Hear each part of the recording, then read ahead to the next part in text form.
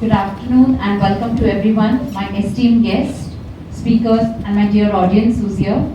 This afternoon we are gathered here as we celebrate the National Handloom Day. Weaving stories and emotions into our intricate designs, that's what we've all come here together to discuss, speak and go forward into it. May I please request right now, we will have a small inaugural before we begin this program. Ma'am, we may request you to just click on this. Can we stand? One.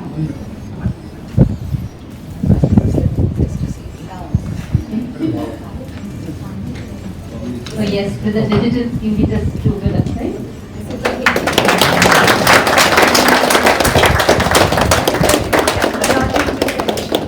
Yes, this is intricately weaving ma'am the technology introduction, like you actually put it.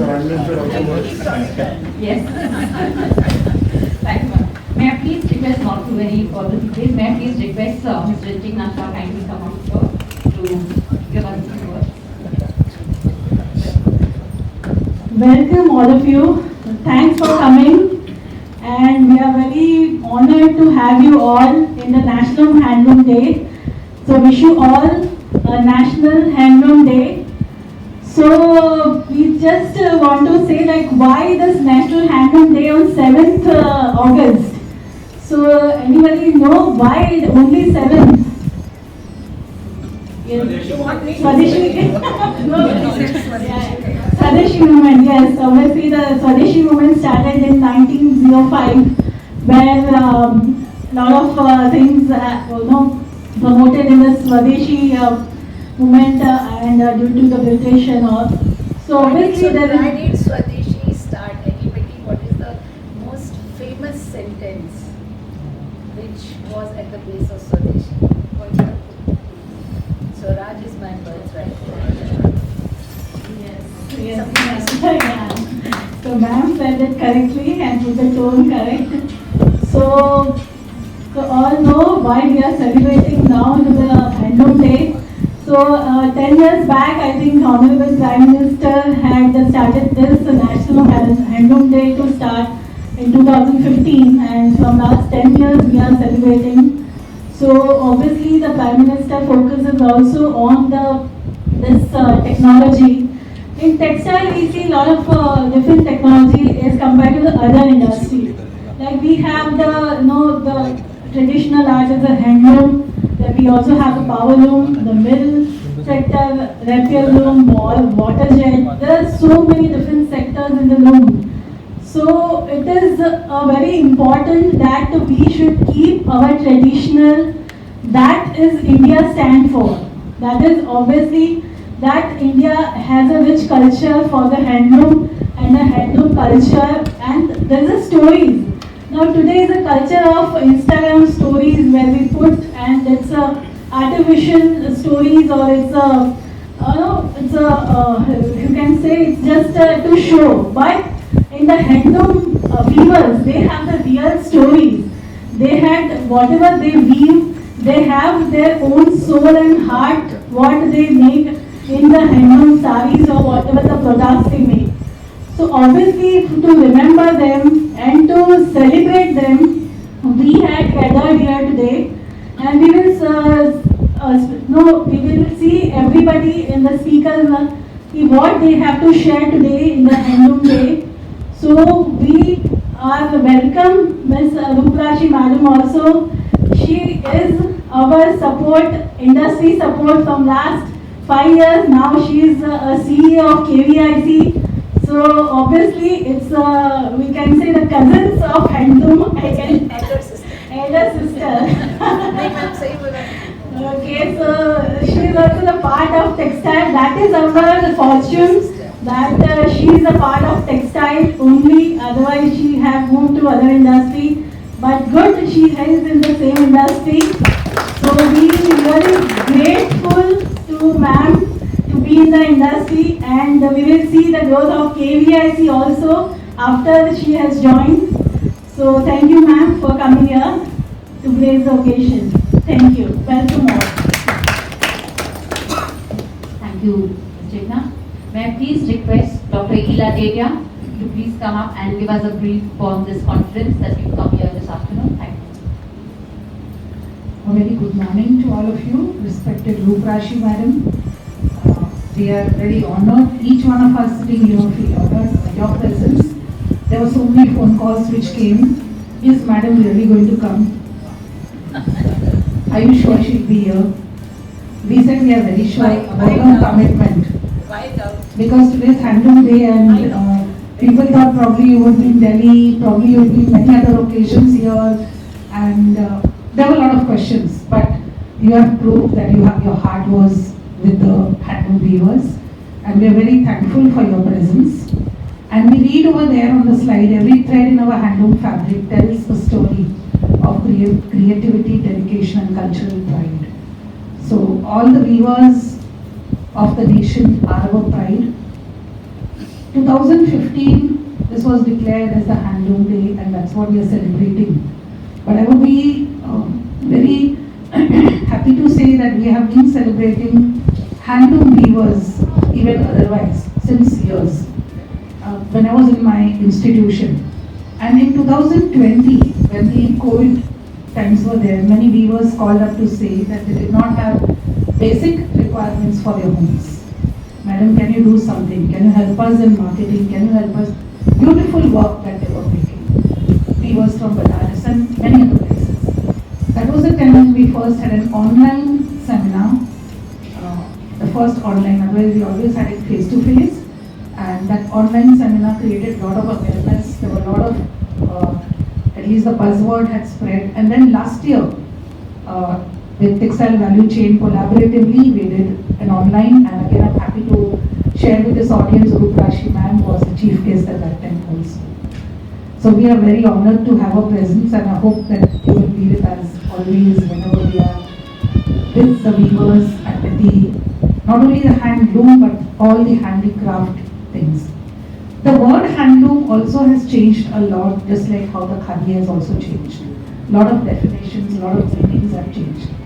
So there were questions by one of the beneficiary case study. They are into the differently abled people, and they are empowering them. And they are using a leg pedal without any electricity. And there was no clarity. They said, how do we fit it to the handloom? So I discussed it with many people. And they said, if you are not, it's manual. So, and these adults, they are adults, differently abled and mentally challenged. They cannot be touching any electric, they cannot be close to the electric currents. So they are using manual. And they are not able to use their hand very powerfully, so it's been adapted for the leg pedal. So it still falls under the handloom. And this clarification was required even for us at this stage. So that means this awareness is surely required for many others. Today in the AI world, we also feel left out. We also feel that there are so many apps that we don't know the generation today is using. Now with these apps that is growing, we thought that this awareness, this exposure is also required. And therefore this seminar is designed in such a way that we have designer like Bela, we have Kailash who's from the digital world, we have research students like Dara and Vibhuti, we have faculty, we have research institutes like Bitra, and we have institutes like NIFT. There are different resource persons who have brought in their experience and they are going to present here. Some of them are not going to present, but their articles are there in the special issue, which is going to be published by, which is going to be released by Madam, and it's published by the Fashion Value Chain. So I'm sure that each one of you over here feel happy and privileged of being part of this session today. I know there are many industries and many institutes also which are being represented, many designers and all of you. I really thank you, and I would like to take this opportunity to thank our collaboration with Textile Committee. Dr. Muralidhar and Mr. Danda have been very, very kind enough to collaborate, and that's how we are able to, in the collaboration, we are able to do better. Because without a collaboration, we would be able to do something small. But with collaboration, we are able to do something better. And this is just a beginning. This story should not stop only on a handloom day. We hope that this continues and we meet more often and we really discuss these stories more. Thank you so much. Thank you, Dr. Devi. May I please request Mr. Dana to give us, since with the strong collaboration that we just spoke about with the Textile Committee, so may I please request you to come up and give us this is a 2-line brief for the Textile Committee for our audience as well. Very good afternoon to everyone and welcome to this program. Respected Ruprasi Madam, our beloved ex-Vice Chairman of Textiles Committee and one of the leading and driving force with us, and all the dignitaries on the dais and off the dais. This is one of the first program we Textiles Committee is doing after 2 years in this boardroom. Our boardroom and auditorium has gone for a renovation and it's more than 2 years. So this is one of the first program we are doing and we are very happy that Madam is there with us. Still there are some issues, I can see a buzzing sound in this one. So maybe next time if we are met again, so this all issues will be resolved. And Textiles Committee, as you know, is a statutory body having and mandate for improving the quality of textiles in India. We have 70 laboratories pan-India and 21 offices. And we issue Handloom mark. The Handloom mark is the only mark in the world which gives the origin of a product, whether a product has been made in handloom or not. And another mark that we issue for Handloom is India Handloom brand IHB mark. So that mark gives the quality of a product. It specifies that a product is up to a quality, and you will believe it, there are more than 12 different testing parameters on which a product has been tested, and then only that mark is issued to it. So it's a very stringent one. And Textiles Committee is also working in lot of clusters in handloom. Initially we started with 3 clusters and still we are engaged with those clusters for the upliftment of the textiles and handloom in India. You will be surprised to know that today DC Handloom is also doing a very big program in Delhi where Honorable President of India is also participating in that meeting. And yesterday we have launched, Ministry of Textile has also launched a booklet and a study on carbon footprint of handloom.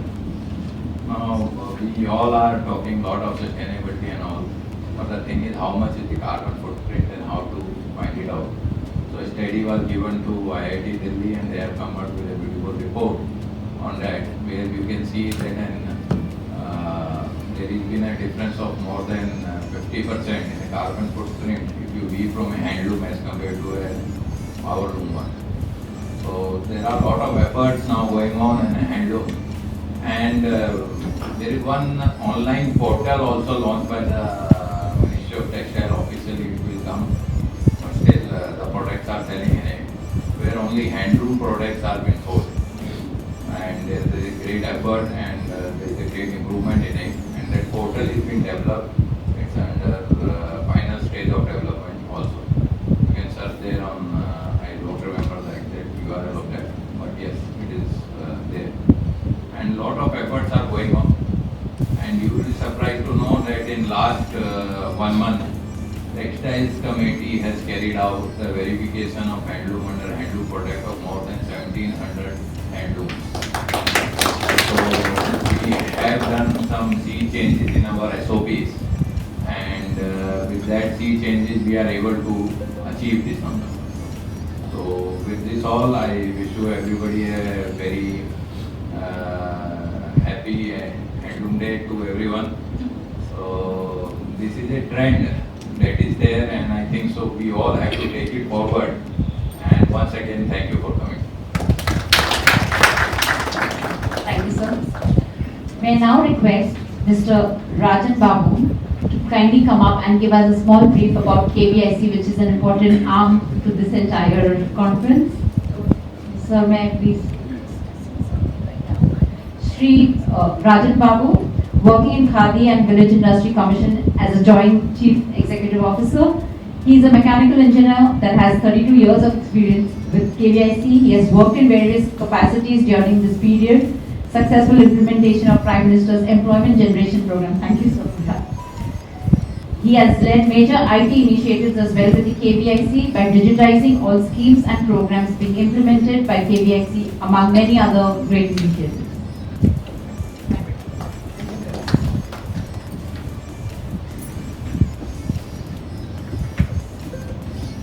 First of all, I would convey my wishes to all the textile committee officers and official stakeholders on the occasion of National Handloom Day today, being celebrated national level, and also it's a proud moment for me to be here on this National Handloom Day along with ma'am, because madam is my boss also, and yes, she has a boss here. I think she is now boss for me. Always a king. Boss is a very pejorative word. Who is chairing this meeting today. And it's my privilege to be here to share with you all about KVAC and the schemes which are being implemented by KVAC at national level. And we all know about KVAC, I believe.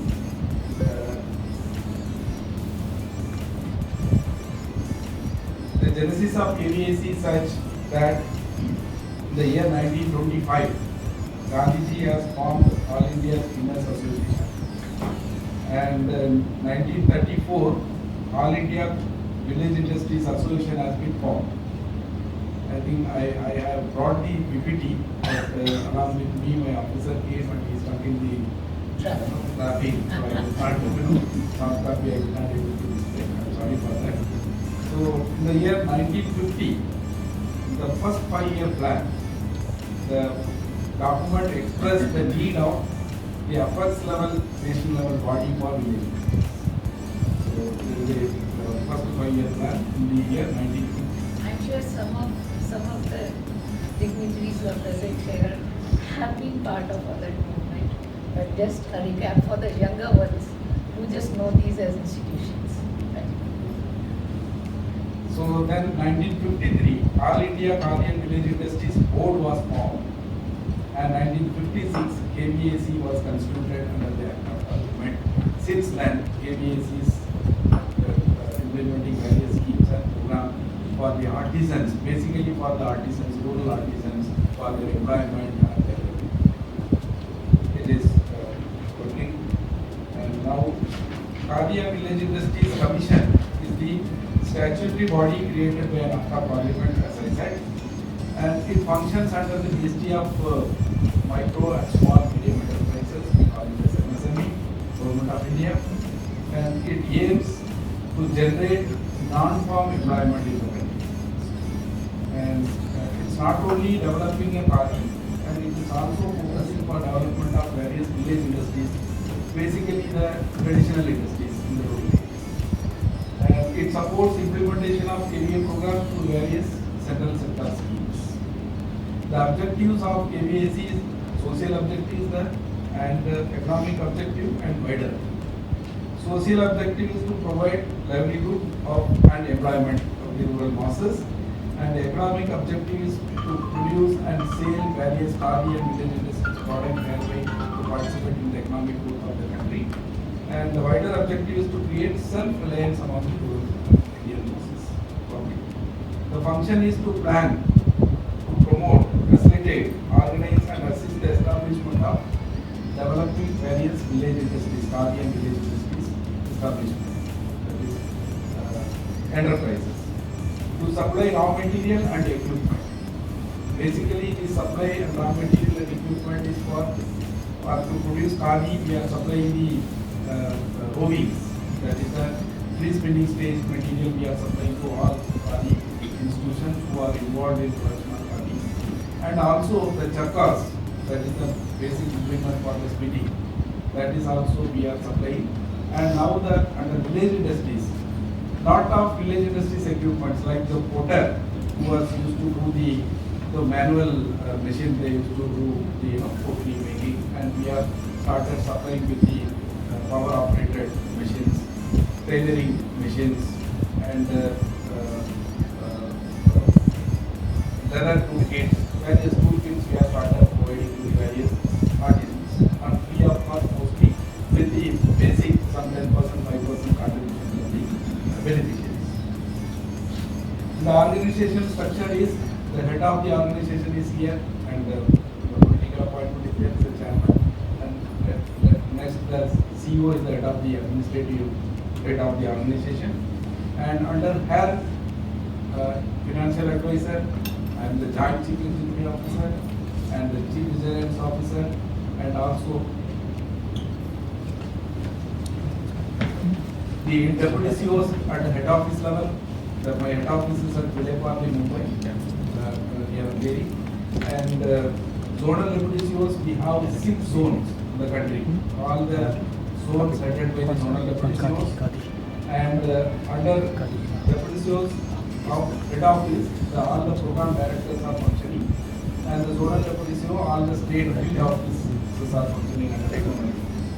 This is the basic organization structure of ADIC, and our network is very wider, and it presents all over the country, almost all the states, and we are also been associated with all banks, almost all nationalized bank, PSUs, private and even cooperative banks, and also the state government agencies like DAC and the Khadi and Village Industries Board.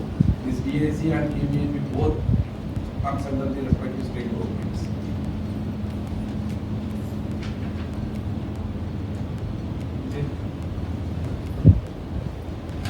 KBAC network, I think, That's the. it's about 40, we have the state and field offices in 40 offices, and 6 zonal offices I said, and 18 departmental training centers. They are doing the capacity building program basically for the skill development for the people, and it is a non-academic measure. We are just providing the skill to them so that they have the self-sustain in their life. They can earn something.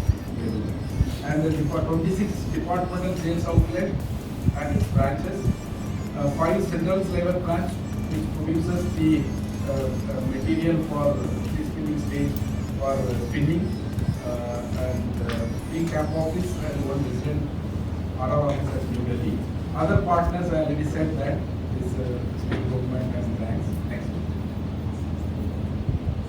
These are all the major schemes. We have 3 verticals. One is the Khadi Vikas Yojana, and second vertical is the Gramodyog Vikas Yojana, and third is the PMEDP scheme. Is basically the ministry scheme. It's a flagship scheme of the government of India MSME scheme, and the Spurti, that is the cluster development. Under Khadi Vikas Yojana, there are different schemes are there. I will explain later. And Gramodyog Vikas Yojana also. Next. Khadi, I think the word Khadi refers from the textile, but the Khadi is basically textile, but the process is little bit different at the spinning stage level. Otherwise, rest of the things I think we are doing the same things. And Khadi means any cloth woven or handloom in India from cotton, silk or woolen, transpun yarn in India, or from the mixture of any two or all of such products. Basically, mostly we are dealing with the natural fiber, but sometimes we are also using the poly, that we call it is a polyester. It's a 67-33%. So this is the about Khadi. And next, this is some of the visuals. And this is a cotton, what is the basic raw material, silk, and we are all know about this. There are about more than 2,900 Khadi institutions registered here, and around 500 artisans are enrolled with us. And new Khadi institution also you can open, and for that some of the eligibility criteria has been defined. Next. There are all the schemes have some key benefits. That is the production incentives for Khadi institutions, production incentives for the artisans under Khadi, and the Khadi institution for production and working capital. There is a scheme called ISER, interest subsidy. They have to take a loan from the bank, and 4% interest they have to pay, and the rest of the interest we have to pay. And renewal of SIP Khadi institution also we have a scheme. Next. Some of the state specific Khadi products I would like to display here. Pundu Khadi, Muslin Khadi, West Bengal, and Chungri Shari and Tamil Nadu. Bhagalpuri, Tasar, Silk, Pashmina wool, and Kala Cotton Khadi. These are all some of the state specific products. Next. Next. Next. See, MMDA, I think we call it as MMDA. Earlier, Khadi, आप जानता है तो I think we remember that rebate. October 2, many of the people go and purchase Khadi so that we get more discount. So in that regime, the artisans are not being given extended benefit. The artisans are not being given any benefit on the rebate scheme. Thereafter, the government thought of that since the Khadis are being produced, the main stakeholders are the artisans and the Khadi institutions are also there, but the benefit should be extended to them. Therefore, we brought the 2016, we introduced the Market Development Assistance Scheme. So, some incentives we have introduced for the Khadi artisans also. So then thereafter, 2018, we started the Modified Marketing Development Assistance, wherein these are all the ratio, the share of spinner weaver, the incentives for cotton and woolen Khadi, 35% we are providing to them through DBT, and silk Khadi, 30% we are providing incentive to the artisans. Khadi Karyakarta, other than the spinners and weavers, we are providing 15% for some of the items and 10% for the silk. And Khadi institution, those who are mainly producing, they are organizing it. For them, 51% incentives we are transferring to them, and for silk, 60% of the incentive we are transferring.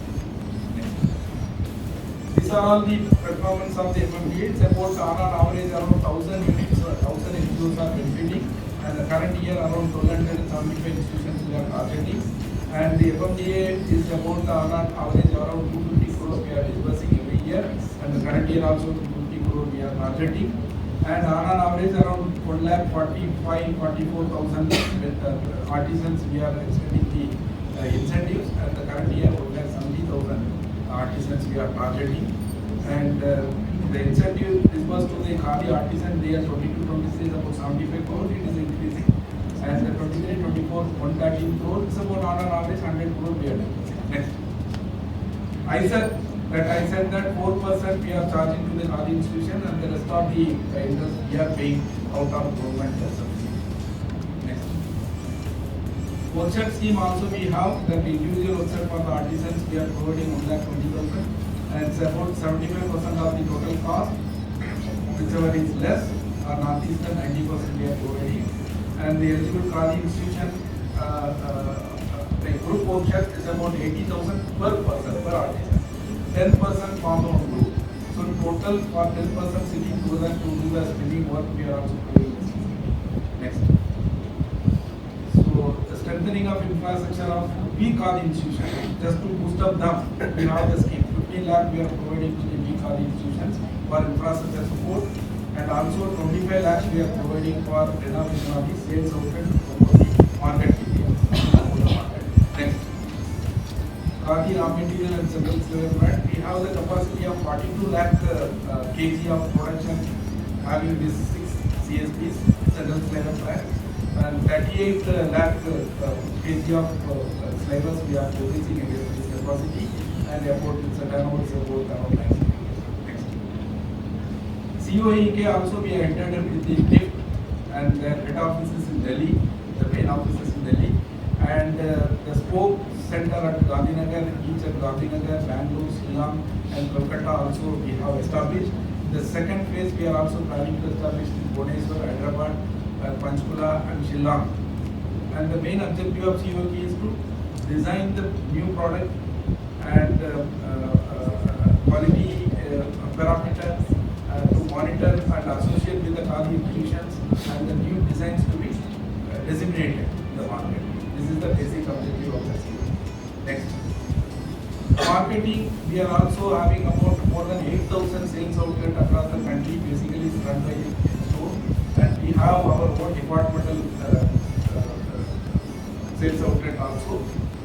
we have airport outlets at Ahmedabad, Varanasi and Visakhapatnam, and we are also doing the government supply for railways and army and some of the government establishments we are supplying for.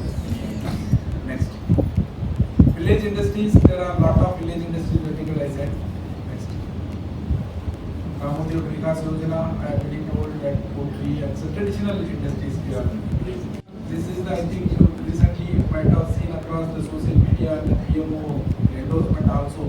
The last year it's a cumulative turnover is about 1,70,000 crore, 1,70,000 crore turnover achieved by the agency, and the growing every year.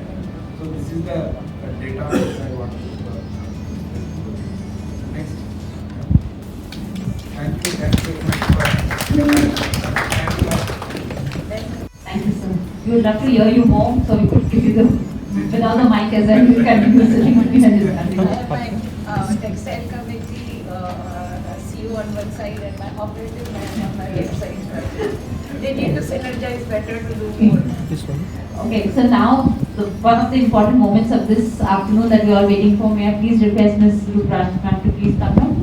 She's the CEO of KVIC, as we all know, and holds the rank of additional secretary. She experienced with a background with finance and audit, having positions in the Indian audit and accounts department. I think Yeah, she was involved. I think all of us, like No. most of you are either seniors from whom I have heard or colleagues or friends or juniors also. Ma'am, a little bit more motivation that we also, then I could add a little bit more, that she was involved in redesigning and modernizing the chemistry lab at the Vitra, which improved to support the auxiliary industries as well. She has been involved in initiatives like Panchatattva at the Bharat Text 2025 this year, promoting sustainability and innovation for the industry. Thank you, ma'am. One second. First of all मैं आपसे माफ़ी मांगना चाहूँगी कि आने में थोड़ी देर हुई। आप सबको भारतीय इंडियन हैंडलूम डे, हमारा जो हस्तकला का आज दिन है, उसकी शुभकामनाएं। और मैं 2020 से डायरेक्टली टेक्सटाइल से जुड़ पाई। ये नहीं है कि अपने इतने लंबे कार्यकाल में सरकार के साथ किसी न किसी तरह से लघु उद्योग या एमएसएमई सेक्टर से जुड़ाव रहा ही है। इंटरेस्टिंगली अभी कल ही मैंने लवासना मसूरी में भी एक लेक्चर दिया, and we were looking at कि अब जो नई एमएसएमई की डेफिनेशन है उसके हिसाब से जाए तो 90% of textiles will come under MSME, because with the latest definition with a turnover of up to 500 crores and investment of up to 250 crores, छोटे माइक्रो में तो हम लोग हमेशा साथ दिए ही, बट अभी इवन एसएमई एंड लार्ज में काफ़ी हद तक दोनों मिनिस्ट्रीज को साथ में मिलके काम करना है। तो मुझे ऐसा कोई फील ज़्यादा अच्छा फील ये हुआ जब ज्वाइन किया, तो हमारे नए सचिव महोदय ने हमसे यही कहा कि जो वहाँ पे तुमने काम किए हैं, तुम्हारी टीम्स ने काम किए हैं, उस सबको आपस में जोड़ो। गवर्नमेंट ये चाहती है कि we should work with lot of collaboration, synergy, and I am very very happy that today I have one side textile committee which is taking care of lot of quality assurance, branding, identification of Indian traditional handlooms, hand holding our technical textiles, basically the whole textile spectrum, as well as khadi on one side, which is actually reaching out to the last mile in what I say the world of fiber. Khadi, generally I can say also कि खादी बड़ी बहन है, माँ है, पुरानी है, सबसे पुरानी है, बाकी सब आगे बढ़ते चलते हैं, लेकिन पुरानी को साथ लेके चलना होता है और पुराने को नवयुग खादी बनाना है तो आप उनके साथ। Now, one other thing जो चीज़ें जो मैंने स्टडी की और आप लोग के साथ शेयर करना चाहती हूँ, I'm sure आप में से बहुत सारे लोगों को शायद पता होगी, और अगर नहीं पता है तो we have seen it. Anybody aware of the WIPO's International Treaty on Intellectual Property, Genetic Resources and Associated Traditional Knowledge? Tapar is out of it. Anybody else who knows about it? Okay. This is one very very interesting development and can protect anything to do with our trust. 2024, there is a trade treaty worldwide to protect the traditional resources. Tapar is laughing, so Tapar can elaborate it later. But I was discussing about, because we have done khadi Khadi branding, GI. We are still having a GI, some challenges in some countries, but through WIPO route we have got a lot of countries are brand identification. Khadi का नाम बहुत बहुत बहुत बड़ा है, but जितना नाम बड़ा होता है उतनी चोरियाँ भी बहुत होती हैं और infringements होते हैं. और मेरा ये इशू नहीं है. I'm not going to say khadi is better, I'm not going to say handloom is better, I'm not going to sit on any value as long as it gives value to my artisans, our artisans. I always feel my brings more ownership, इसलिए मैं my करके बोलती हूँ as a professional bureaucrat. But anything which brings value to textile value chain across the spectrum of technologies, to our artisans, which is the most sustainable segment, to even the highest end of technical textiles, is something we all try to support in whatever wherever we are. Now this particular treaty enables us, and particularly my request is, I am sure a lot of work is being done on the GI part, on identification. देखिए किसी चीज़ की जितनी पहचान बनेगी उतना नकल करना मुश्किल होगा. So instead of getting into the legality part of it, कि भैया वो नकल कर रहा है उसको हम जेल में डालें, we should try to have मेरी पहचान इतनी अच्छी होगी जो नकल करे वो देश जाए. तो जिसको मेरे से बात करना होगा मुझसे बात करेगा, जिसको नकलची से भी चल जाएगा वो नकलची से चला देगा. So the thing is that this is one major development which has happened in 2024 and primarily helps in Asian and Afro-Asian countries, because even in pharma it is happening that a lot of traditional medicines are being taken away and they never get the due recognition to the fact that it has come from, say, hinterland of India. So from medicines and much more for the textiles. I mean to say today, मैं खादी के लिए बोल सकती हूँ और आज जहाँ जितने लोग बैठे हैं जिनको हैंडलूम के बारे में पता है, हर हैंडलूम की अपनी एक ब्रांडिंग है. मैक्सिमम की 2000 साल से ज़्यादा पुरानी है. ऐसे ही किसी भी धागे की जितनी पुरानी कहानी है जिससे आप लोग मुझसे भी ज़्यादा वाकिफ हैं, we should go for protecting our IPR rights. That will get built into our labeling, that will give me better assurance, that will give me what he says. We have done the whole thing of that it is more sustainable, scientifically proven. It has less carbon footprint. So automatically that will contribute to demand generation. Higher demand generation, in my logic, is the way forward to ensure that next generation comes back to the enterprise. Next to next generation also thinks that it is desirable to be there, not just fashionable because Honorable Prime Minister के आंखों में घुस जाएंगे, just because you feel that this is the way to be. Which today, if we see the way market is developing, even Shark Tank is showing a lot of private investment flowing into various aspects of traditional skills, and particularly handlooms and handicrafts. Second thing, globally, whatever is happening is about not maybe very happy situation, but at the same time we are quite safe considering we are a very big democracy, we have a big population, we have big demand, we have to improve our processes. So what Ruchi Sharma said in 2020 about delocalization, अब हम localization के चक्कर में अगर आएंगे तो हमारे पास हमारे संसाधन हैं, हमारी कहानी है, हमारे पास लोग हैं, हमारे पास डिमांड है, उसको हम कैसे लाना बाना कैसे बुने, that any of the global headwinds we should be able to isolate ourselves from. So this is the best time when we should look back to the history, take out gems and develop them to enable everybody across value chain. Stronger branding, which I wanted, we should be very sure about what is being given to the consumer. That means strong labeling, strong traceability, strong action on that. That will also mean we should have increase in wages. Khadi, as of now, we are increasing the wages at the hand level, but that will end up creating the value of the product going higher. Should we always look at it that we have to sell it cheap? At least my view is we should never sell anything cheap where human labor is involved. I'm sure we have enough money to pay for it. And we have to make our basket in a way wherein a high-end product or a niche product should be able to subsidize lower-end products also. So that kind of business enterprise has to get in. Important, another thing which came to my notice today, which I would look for the people who are in the dyeing segment.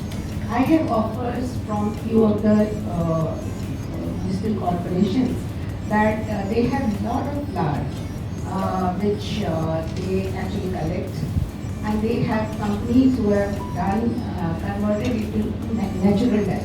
Now I am not a dye specialist, I am a specialist, or I have very little understanding on natural versus chemical versus capacity to take care of whole of textile value chain, but I am sure the natural dye segment is very small as on today for a lot of reasons. One, less interest; two, less standardization; three, not enough investment coming in. But if governments gets interested in it, if municipal corporations are willing to get these natural resources collected, sorted, maybe we can develop a model where we can strengthen natural dye. Why is it important? According to me, sustainability has four plans. That is, what is the energy level we are using, water, dyes and dye stuff, and taking care of our manpower or human, the wage earners there, or manpower as such under the ESG compliances. So on these four verticals, third being most critical because that's most opaque also, that is chemical and dye stuff. So can we bring in some kind of change? I am willing to offer my offices to textile committee as well as from Khadi also. We will see how do we utilize these resources wherein governance is willing to support a land or lend their support to any of the initiative to convert either these are natural resources, flowers, puja flowers, etc. In Khadi we do a very good exercise. I think आपको पता होगा, और अगरबत्ती वगैरह और काफ़ी सारा micro enterprises हम लोग करते हैं. But can it be of use to textiles? And I feel very, very thankful if anything comes out of the discussions today. And once again, I just feel very, very privileged to be part of this discussion, and of course part of being our country, which has so much to offer to the rest of the world. एक छोटी सी कुछ जब भी अब इस तरह की समागम होता है तो उसमें मेरे को कुछ लिखा था जो आप लोग के साथ शेयर करना चाहती हूँ कि somehow I feel textiles represents how everybody lives their lives. Hindi में है, किसी को कष्ट होगा तो अंग्रेजी में भी उसको एक्सप्लेन कर दूँगी. कड़ियाँ लड़ियाँ सफ़र के दौरान, सफ़र मीन्स द लाइफ जर्नी के दौरान कड़ी पर कड़ी जुड़ती गई. We all keep linking one after another. कभी बातों की, कभी यादों की, कड़ी से कड़ी जुड़ती गई. कभी गौर किया, कड़ी से कड़ी को कुछ बांका टेढ़ा होकर जुड़ना पड़ता है. When we have these links, those links don't really come in a straight line. They need to be, they need intertwining, and intertwining is actually a slightly difficult process. समतर ये धागा बहुत सीधा दिखता है. All of us look at thread and yarn, बहुत सीधा straight है. रेशों से पूछिए जना, कितना मोड़ना तोड़ना पड़ता है कि सहज सीधा धागा धागा बहुत सीधा दिखता है. रेशों से पूछिए जना, कितना मोड़ना तोड़ना पड़ता है कि सहज सीधा धागा बने. फिर इसी धागे को, पहले आपने धागा बनाया, फिर इसी धागे को ताने बाने के लिए करघे के आदेश तले घूम घूम कर निकलना पड़ता है कि वस्त्र बने, कटे छटे सिले और इंसान से रिश्ता जुड़े. फिर इसी धागे को ताने बाने के लिए करघे के तले घूम घूम कर निकलना पड़ता है कि वस्त्र बने, कटे छटे सिले और फिर इंसान से रिश्ता जुड़े. रिश्ते कभी कड़ी से, रिश्ते कभी धागे से. हर सू, हर ओर सफर की संकरी टेढ़ी मेढ़ी गलियों से गुजरना पड़ता है. इस सफर की टेढ़ी मेढ़ी गलियों से गुजरना तो लाजमी है, जानते सभी हैं. फिर भी जाने क्यों सहज सरल की तलाश में आदमी, फिर भी जाने क्यों सहज सरल की तलाश में आदमी.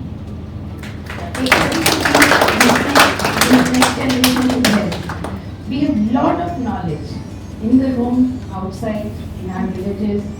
We need a dedicated drive for intergenerational transfer of knowledge, which can happen two ways. One, of course, all of us who are motivated should keep contributing. Second, institutions should contribute. Three, we should increase the living wages without fear. The because once the capacity increases, returns will come to us. Thank you, thank you. Thank you, ma'am. Indeed, the linking and connections, of course, and that's the reason we are here in today. Now, one of the most important parts of this afternoon, where we would have the book launch. We have before the book launch, we have a small presentation from mentors to our esteemed guests today. We want to present this. Thank you.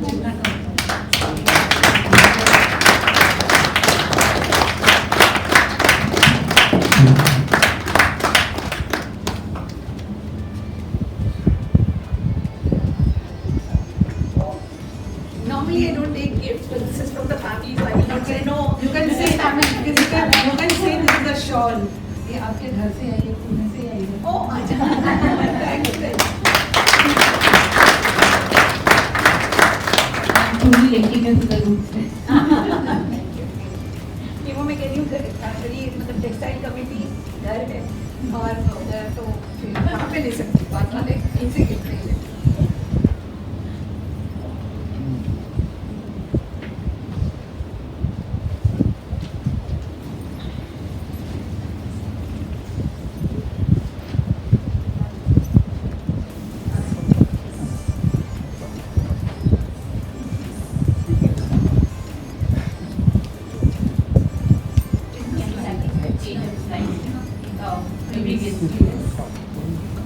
The previous slide. Still one. Yes. So here we have the book launch that we have in the hands of ma'am. Ma'am Rudrashi, can we please have the book launch, ma'am?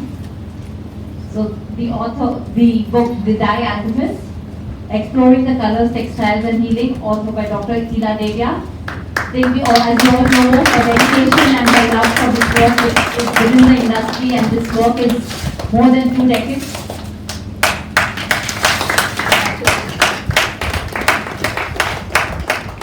I think we could clap a little louder for her. So this actually touches the subject I talk about. Yeah. I love to read. Ma'am, if I could just ask you to I'd just like to say that we were 3 organizations, COT, our college, and St. Xavier, the Xavier College. So each one had a role to do in the Natural Eye Research Project. So my journey started in 1998 with research in natural eye. Of course, we were experimenting in the lab in any case. And since then, whatever was researched in the lab, I had taken it to the field. And I was working with artisans in Kutch and Rajasthan. And the results of those, that research that time, and the years later. So you can, I had first made a draft of it in 2009. I still wanted to do something more, and that's why I worked on it. There was a gap in between, but now finally I completed this work. That's everyone's section on healing, because all these plants also have the healing aspect, and some of my dyed samples I've also tested it in Mixed Committee, Vitra, Texan Labs, to also look at the healing property after the person wears it also. So, thank you so much.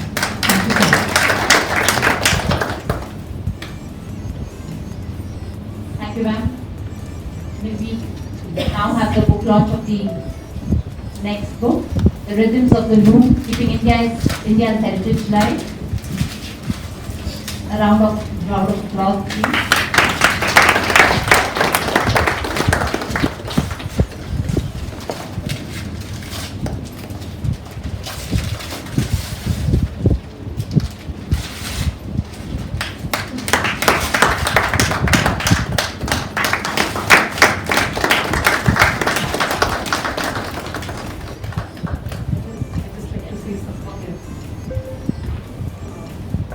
I'm saying it on behalf of Jacob. There are several authors who have given their own experiences with handlooms, artisans, and so on. So my request is that if we can have a group picture of all the authors who have been there in this.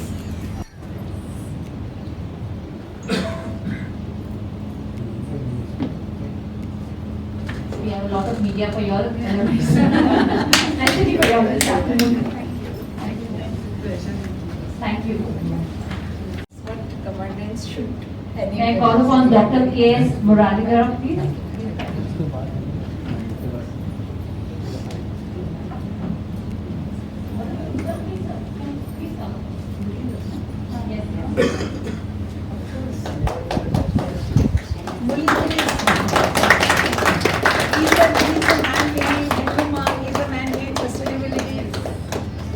Textile committee with amazingly small set of people does amazingly large set of works. Small arms with a big impact. Self-motivated. It's a small arms with Big impact, yeah. because they are motivated. It's just Dr. Ila make Dekar. an impact. Dr. Mark. Mr. Nishant Makte.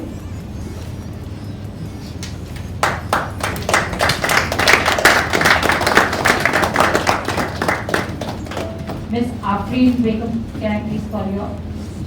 There is a presentation, it has mega stores like the PDF view.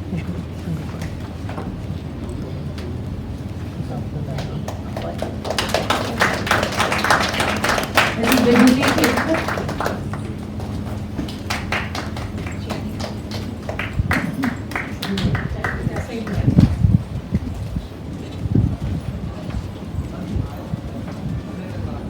Dr. Manjula Jabron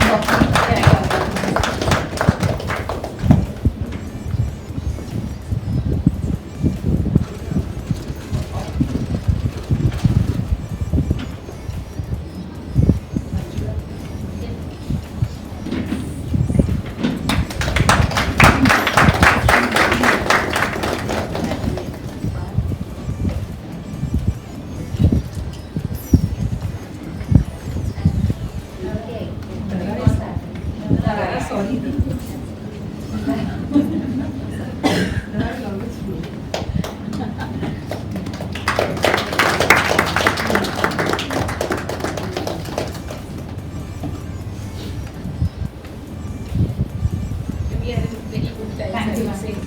Today the governance from top to bottom is working, I would say, overtime to ensure कि हम लोगों का जितनी विरासत है उसको विकास से कैसे जोड़ा जाए और किसको भी देख लीजिए प्राइम मिनिस्टर साहब से लेके हमारे minister sir, state minister, secretary madam, I am told that he gets to work at 11-12 in the night also. So वहाँ पे टेक्सटाइल में हमारे खादी में भी सभी लोग मिनिस्टर साहब, state minister, chairman, all the people who are working in the field, in the strength of KVIC, which I want all of us to see and leverage is the reach and the traditional knowledge base. So these two things with whatever we are doing new, if we can combine, I am sure no country in the world has that kind of, the span horizontally as well as depth. So we just need to work together. We don't have to work in silos, and I'm sure sky's the limit. I am just one small part of that team. Thank you for calling me.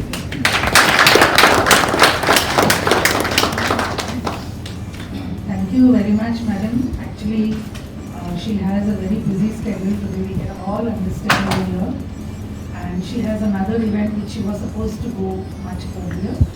But because we requested her to do few things which are very important, and I'm sure these photographs especially will go on to social media right from today. And the whole idea, the intention is that the Handloom Day gets celebrated in a better way. The artisans, it reaches the artisans and their families. See, one is that the handloom or the khadi is a sector which involves the entire family and the entire village. So whenever we are reaching out to one artisan also, we are actually reaching out to their families. So thank you very much, ma'am, for your esteemed presence. In Textiles Committee, we are starting a campaign for Handloom and Handloom art on social media. On that series, one of the videos, there are a lot of videos, there are the latest one we have just made guys, we are on the streets of Mumbai today and I am going to ask people if they can guess which saree is 100% authentic handloom or which one is not. Let's go. So one of these sarees is a 100% authentic handloom and the other one is not. So if you can touch and guess which one is.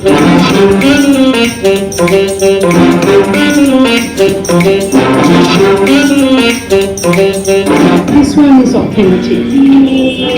Green one is. This is authentic. This is authentic. Are you sure this is authentic? Yes, because हम लोग साड़ी खरीदते हैं. I think the green one is authentic. The green one? You are asking a question or you are sure? Actually no, this one's authentic. This is not authentic. Actually, this one is authentic. Yes. इसकी बनावट की तरह पहचान है. जो इसका ये जो बनावट है ना टिपिकल है government. This is the manufacturing. ये नहीं है. Actually no. This is not authentic. This one is authentic. Actually the green one is not. The pink one is original. This is authentic. Yeah, there's this tag here. So this brand is government certified. So if we scan this, we get to know that this saree is authentic. Because सबके पास आप लोग जैसा experience तो होता नहीं है. Handloom mark helps provide collective identity to weavers from across India. So now you know tag है तो authentic है.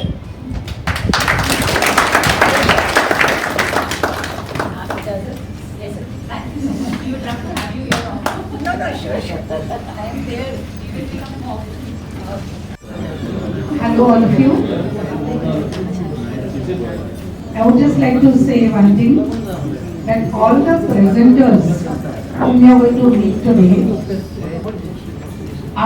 have themselves put in a lot of efforts. It is out of their love that they are working for handlooms. And it is a great occasion to gather such people over here and have them share their knowledge with all of us.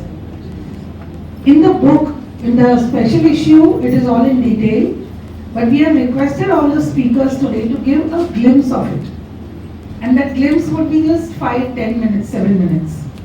And as much as we are able to communicate in shorter, today is a world of podcast.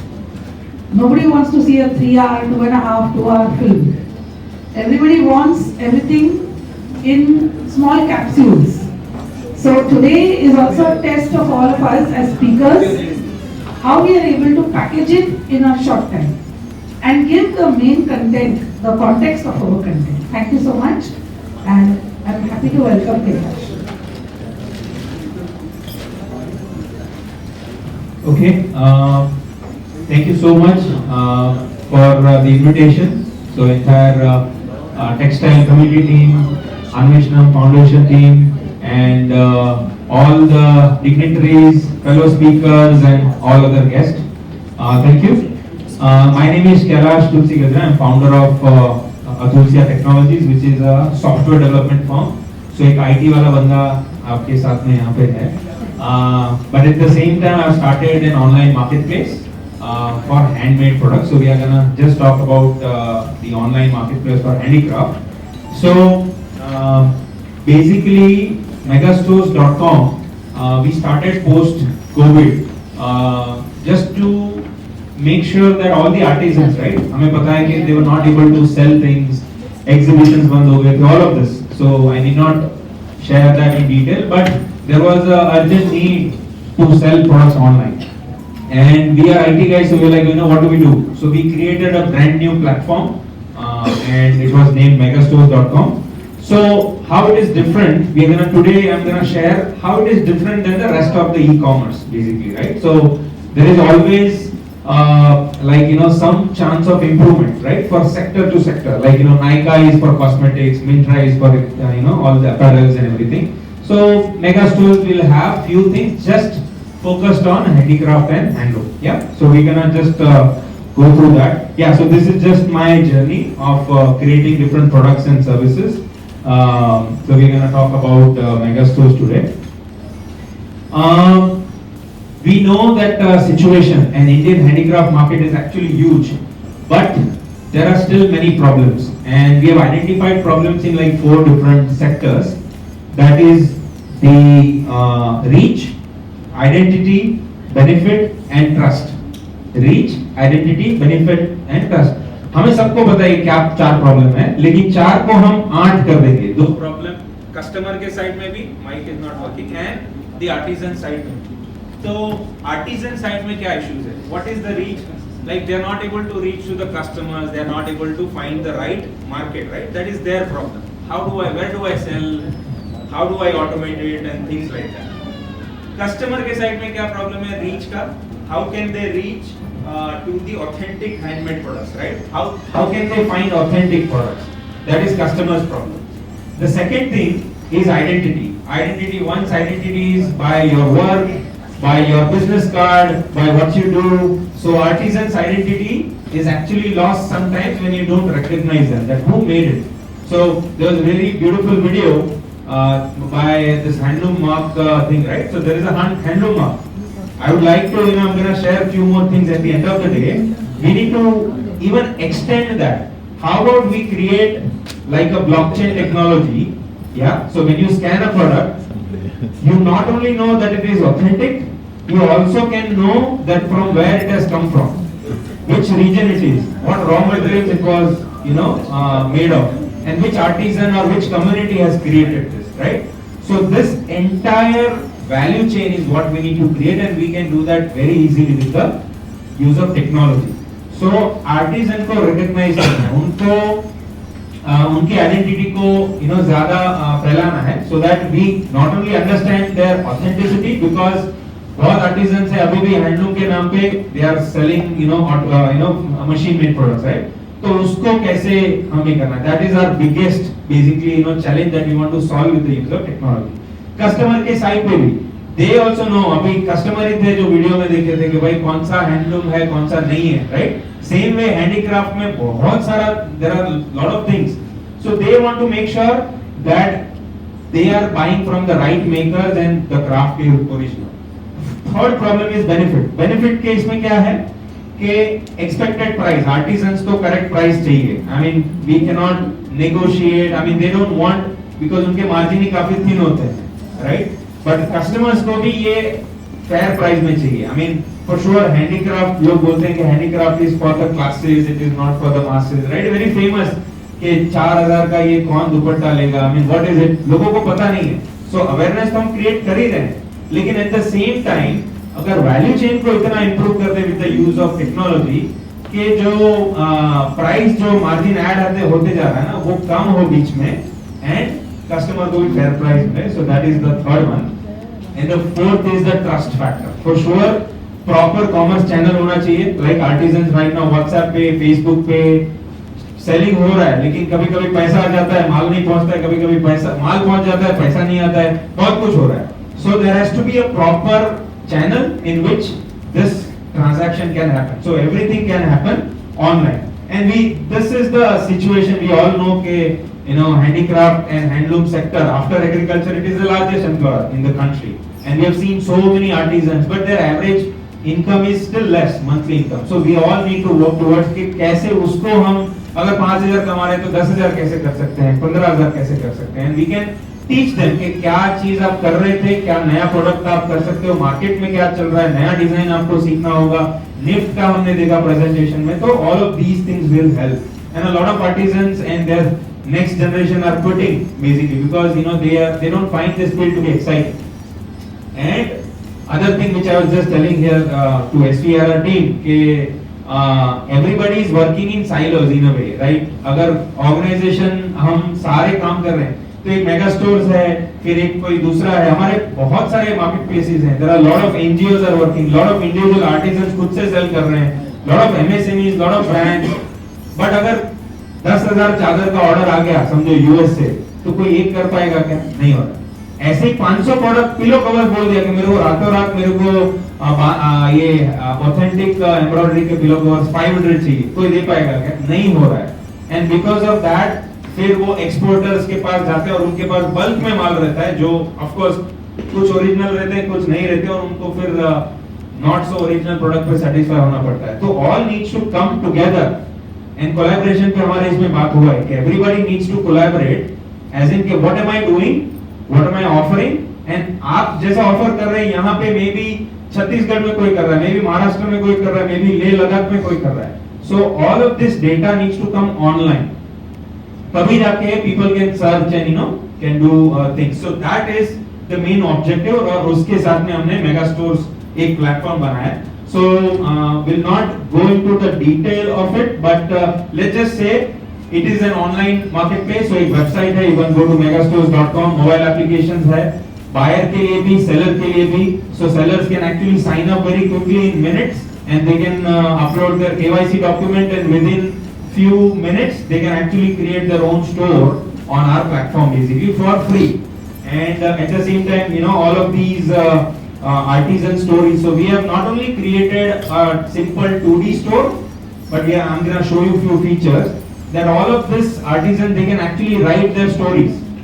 Product कैसे बना रहे हैं, product का craft क्या है, processes क्या है.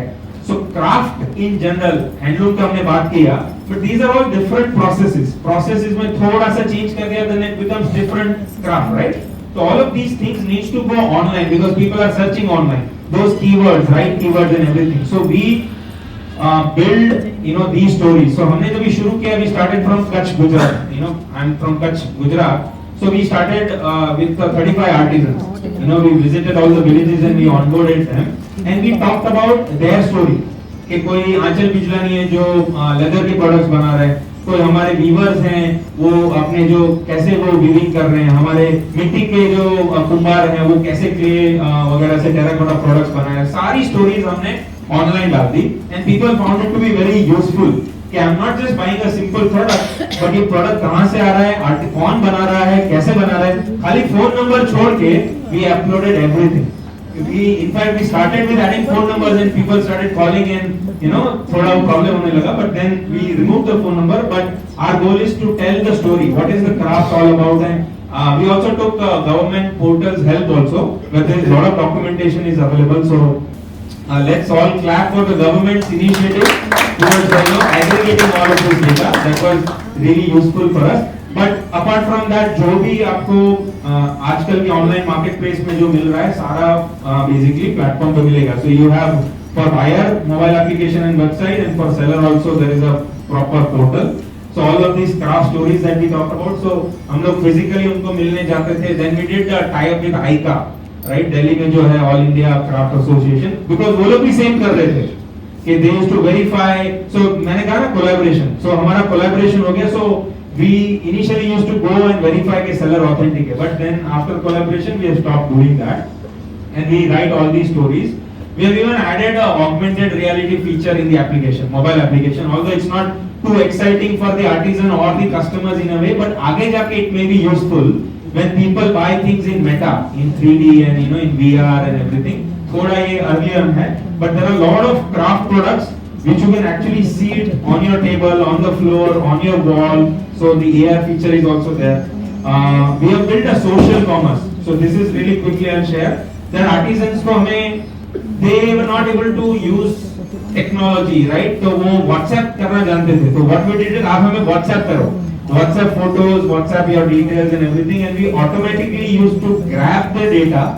Automatically, this everything happens on the fly, and उनके website खुद को खुद उस पे add हो जाता है. So that is something that we did for the artisans.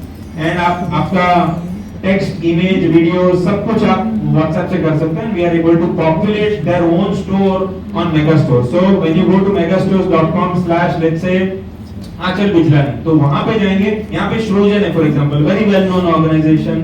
तो श्रुजन का पेज खुलेगा just like a Facebook page. And श्रुजन की stories, उनके founders के बारे में and their products, everything you will be able to find under that same platform. So that is the Megastore social, and we have right now as we speak, we have onboarded more than 500 plus sellers, GST registered sellers. So in turn we are connected with more than 5,000 artisans basically on the platform, and they are across 15 different states. So I'll not just go through all these items, revenue and all of this we can skip. Yeah, these are some numbers. We've been part of a lot of government initiatives. So we have done MOUs with the government. So I wanted to just share that part. तो हमने क्या किया कि we reached out to Maharashtra government, और यहाँ पे MSRLM करके Maharashtra state rural livelihood mission, उसका प्रोजेक्ट मिला था, उसमें हम कनेक्टेड थे. So they gave us 100 SHGs. We onboarded them and uploaded their products onto the platform.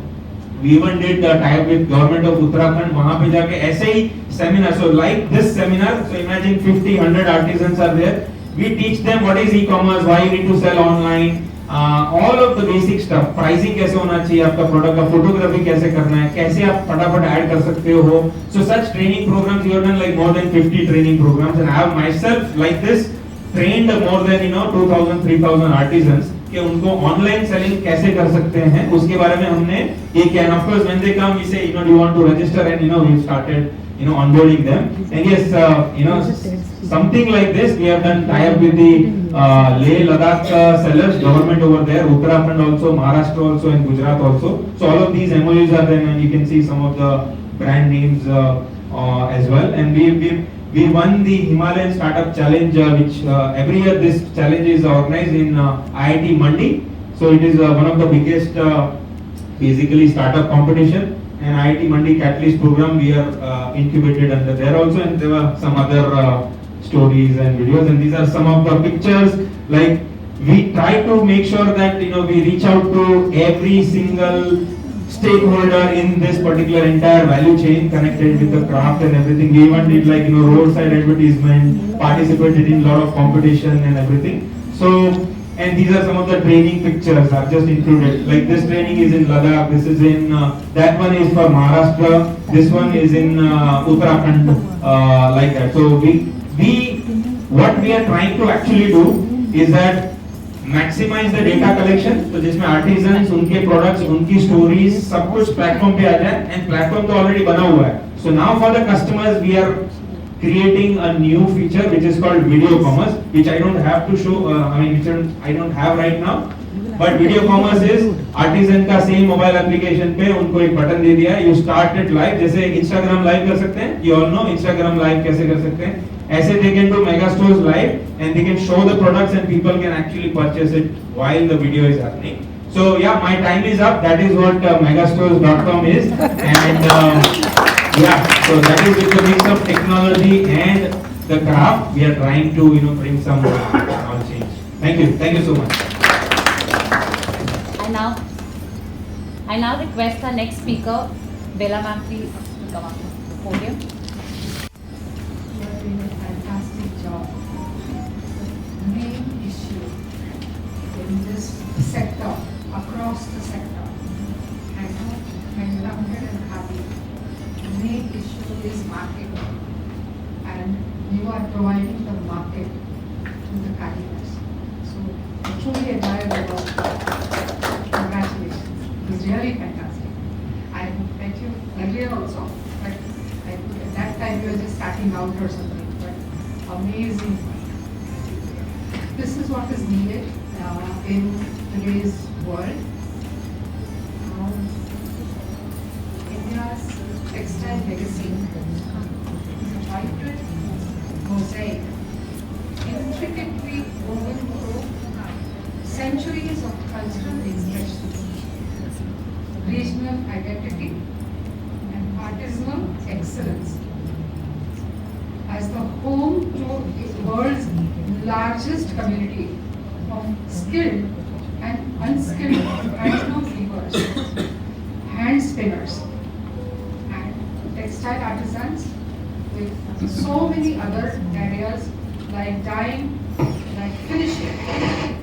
They're all, our ecosystem preserves an extraordinary range of techniques that celebrate handcrafted products for their intricacy, creativity, and uniqueness. To me, this is not just India's heritage, this is world's heritage. Can you imagine? In US, it's one of the largest economies, and there are only 5,000 hand weavers left. And us, we are in crores. It's the way it has been, it's very loosely developed, or what I'd like to say is loosely organized sector. So the challenges are many, many more.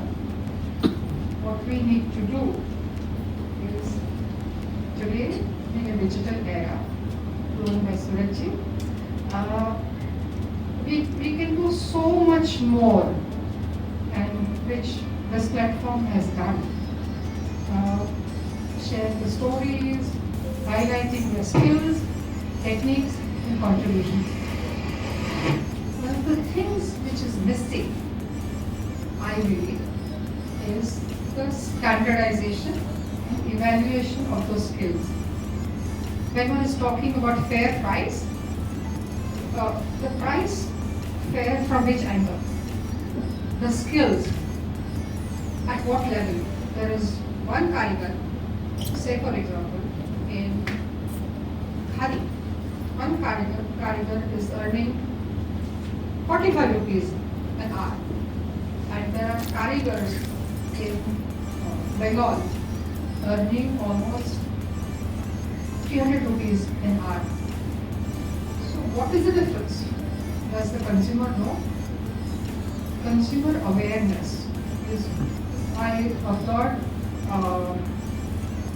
Textile Committee's ad which was shown, where the consumer awareness is focused upon, but we need more consumer awareness, where imagine that people don't even know the difference between handloom and machine-made garment or satin. It's the basic question which these are basic issues which we are facing constantly, and I do believe that needs to be addressed.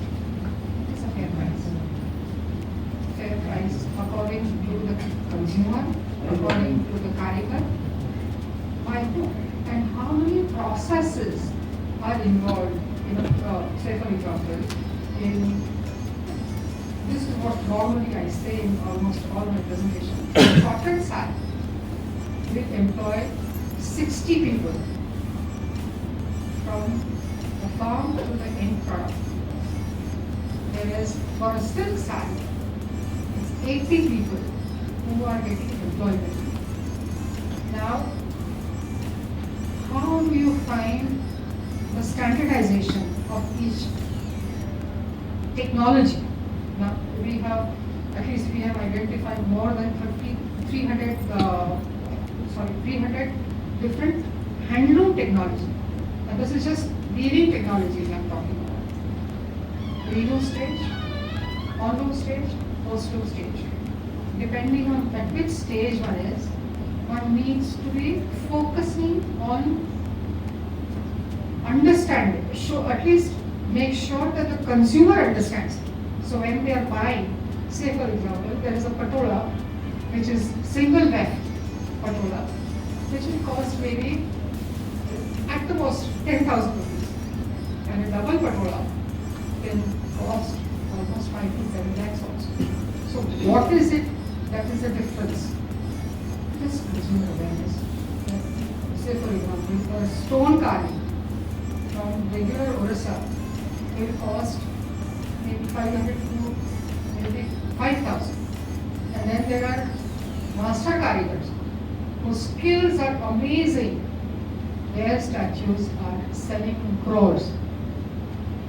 How in this area, how do we make sure that the per piece earning of the karigar is fair to the customer also and to the karigar also? Because if it is too expensive, consumer will not accept it. And if it is less expensive or reasonably priced, the karigar doesn't get enough. So we do need to address these problems and work on standardization of each and every process. This is what I would like to say. But as a call to action, what I would like to say is, go ahead. I was given 15 minutes. But anyway, I'm finishing it. Go ahead. I would like to say, as we celebrate 11th National Handloom Day today, let's honor the contribution of India's artisans and promote sustainable textile practices. For that, let us wear handloom, handcrafted, hand-dyed and khadi with pride and share our stunning looks on social media platforms. Let's promote sustainable fashion and support our artisans, ensuring continuation of our rich textile heritage. For that, I would like to offer you a few hashtags: handloom pride, khadi fashion, sustainable style, and there are many more which have been written in that book. So, thank you very much, and I'm sorry to have taken extra time.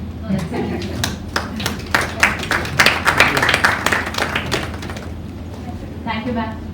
We have our next speaker, Dr. K.S. Muralidhara. He's a Joint Director, Textile Chemistry, Ministry of Textile and Government of India.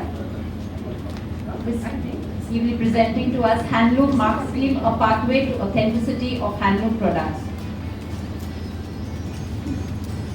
Thank you very much. Good afternoon, everybody. So, मुझे 8 minute दिया गया है। मैं 5 minute में कोशिश करता हूँ, तो देखिए कोशिश करूँ। How many people know about handloom mark? If number of hands are more, I will 5 minutes, not 8 minutes. Many people fail enough. How many people know about brand India Handloom? Good. So these are the two important schemes which are directly linking the viewers into the international market. So whatever we are speaking about the sustainability, ESG and all these things, traceability is one of the important factor. Where the poor viewer sitting in remote village don't have access to anything, finance, material, market, whatever it may be, he can get through all these things without any, any mediation or any intermediary directly to international market. So this is the scheme launched by Ministry of Textiles. Of course, Textiles Committee has been implementing these two schemes, particularly related to the handloom since 2006. So one of the scheme is the handloom mark scheme. It's a handloom mark. It will only pertain to handloom product. This is the mark. So as you know, I did not explain all these things because handloom, regarding the handloom production and all these things, what actually the handloom mark gives, it gives a collective identity to the product, that this product is handloom or made in handloom. This is a loom origin. It doesn't speak about the quality or the fiber origin. Like in the silk mark, it is given to the silk product. Like in your hallmark, the gold is given to the gold products or gold ornaments of particular purity. Like this, it is the handloom mark is given to the products are made exclusively on handlooms. So, it's to popularize the handloom product, give the guarantee for the buyer who is sitting in the modern malls or modern cities.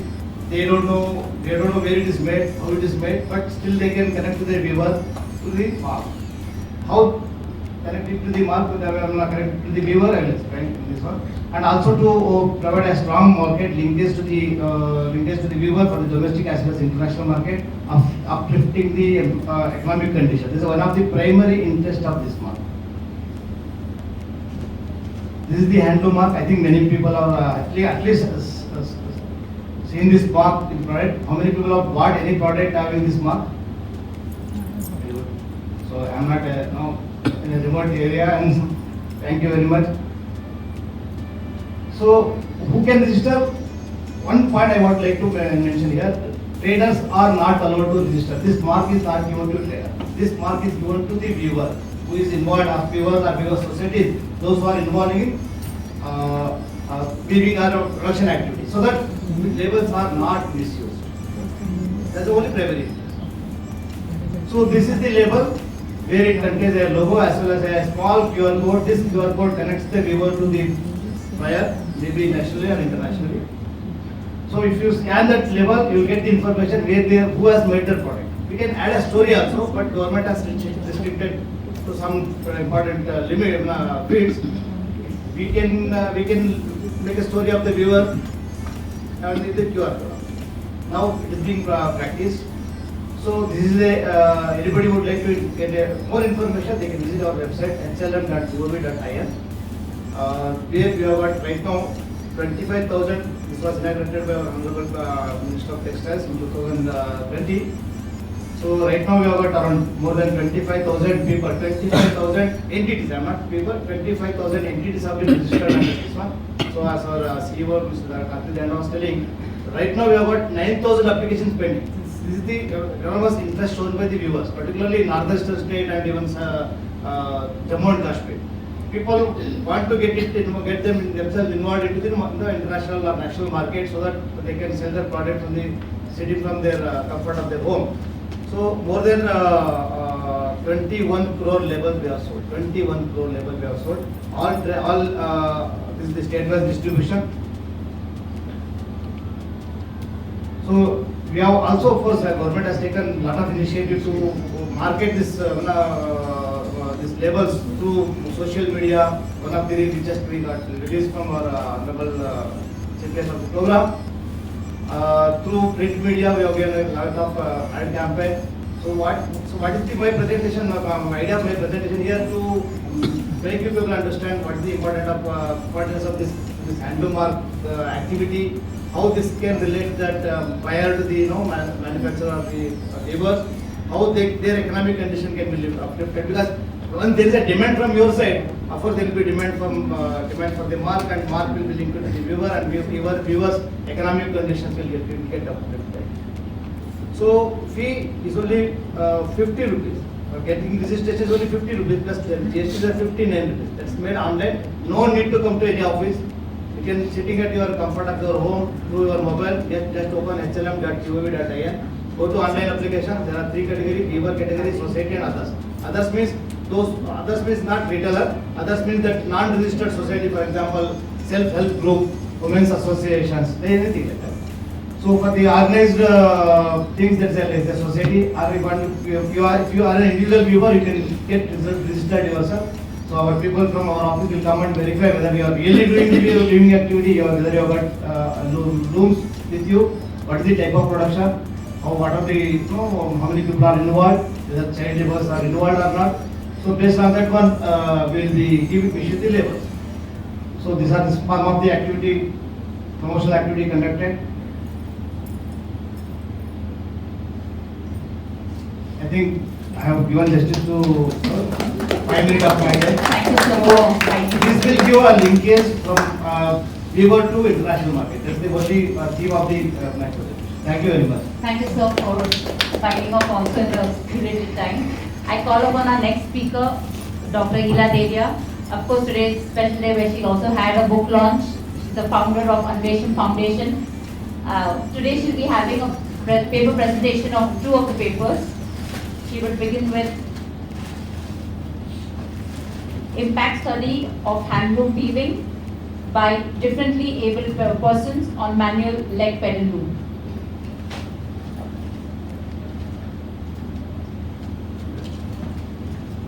Hello all of you, and Priscilla, you can remind me also Yes, for my time. I'll do that. So the real heroes of this particular paper are Nitin bhai, please, I would like you to get up. These are the ones, and Rohit bhai, I forgot his name. Bharat bhai. Yeah, Ramesh bhai, sorry. Please get up. So these are the ones who are actually working with the differently able. And the master weaver, the one who is actually training. So this paper is dedicated to them. It's a case study. And as Sir just mentioned about we are talking about tags and labels. But who will get this label? That is also important. To understand which are the handloom fabrics, what comes under handlooms. So just as they were also under the understanding that they do not fall under handlooms, but I would say that they are very much in handlooms. Handloom is a category which does not use power. That is the differentiation. Anything that is done manually at the weaving stage comes under handloom. So this is an impact study of the handloom weaving by the differently abled persons. They are using the manually leg pedal loom. And this organization, of course, is long, started in 1965 by late Nandini Ben Divechia. Her entire family is in there, and these are the caretakers of the trust. And even today, from 9 to 5, you have these mentally challenged adults who visit their institution. They come by bus, go by bus, back by bus, and they weave. They do many other things also, stitch and other things, dyeing, printing. But this is a skill which they really enjoy. They love to weave. So, of course, they started very small with only 5 trainees and 2 borrowed sewing machines in a small balcony flat near Congress Home. But today they have got 3 centers, one at Tardev, that is where Nitin Bhai and Ramesh Bhai are. And they also have 2 other centers in Vasai, one in Vasai and one a little away from Vasai, Virar, not Vasai. So totally 75 participants, adults they have in Tardev, and about 50 in those 2 centers. So basically what is their vision is to create, to give them a skill so that they can get empowered, they can become self-reliant and to increase their confidence, their self-esteem. This was the idea. So they wanted to give them different choices, and that's how they have been doing. I just thought I will talk a little on this training. We have experienced staff, like you have the master weaver here, who trains them for almost 6 months, and it is not easy to train them. And once they are trained, they like to do that work. They really enjoy it. And of course, besides that, they are also training them for many other things. These are those adults who cannot be exposed to electricity. They have to be away from electricity. So this is something which is really suitable to them. And the products, you can just pick out these products. Some of the products are there outside, but some of the products are here, and they are all hand woven.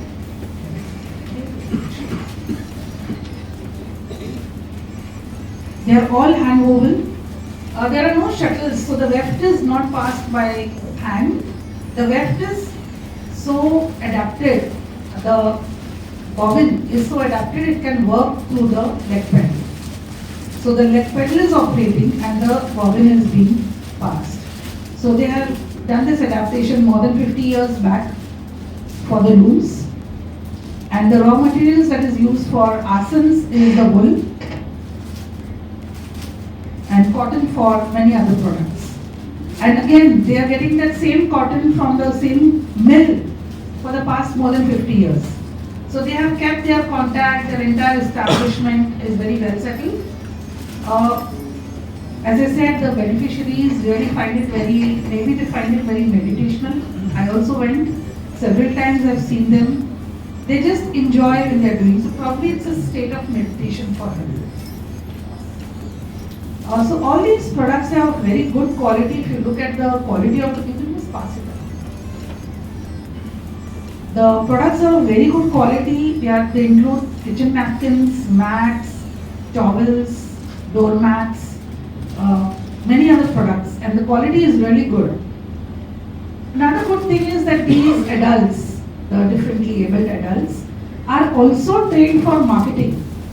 So the idea that they go for exhibitions is also to close that cycle so that they meet the consumers and they are able to market their products directly. Some of them, not all, but some of them also know how to do the accounts, how to calculate. So it's an entire process. And of course there are many companies, many industries who are also taking goods. My idea of presenting over here was, in case you are doing any gifting to anyone, you can definitely pick up some pieces from them. They are at Tardev, very close to the Tardev station. And some of you all who would like to work with them for design development, you can help them. But I would just like to also add over here, the profit margins that they have is very minimal. Their whole idea is to just continue the cycle of making and selling. And that's one thing that I wanted to just add.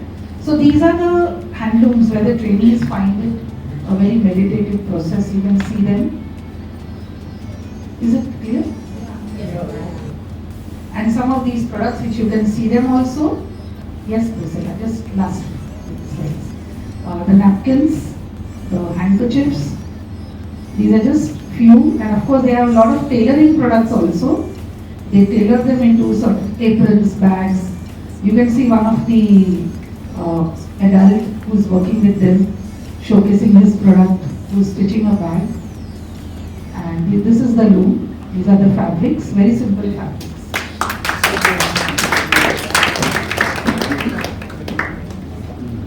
I found that they're really doing very meaningful work.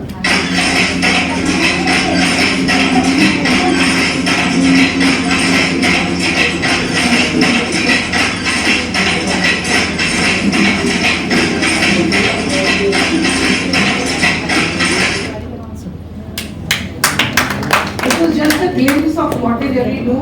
To know more, you need to visit it.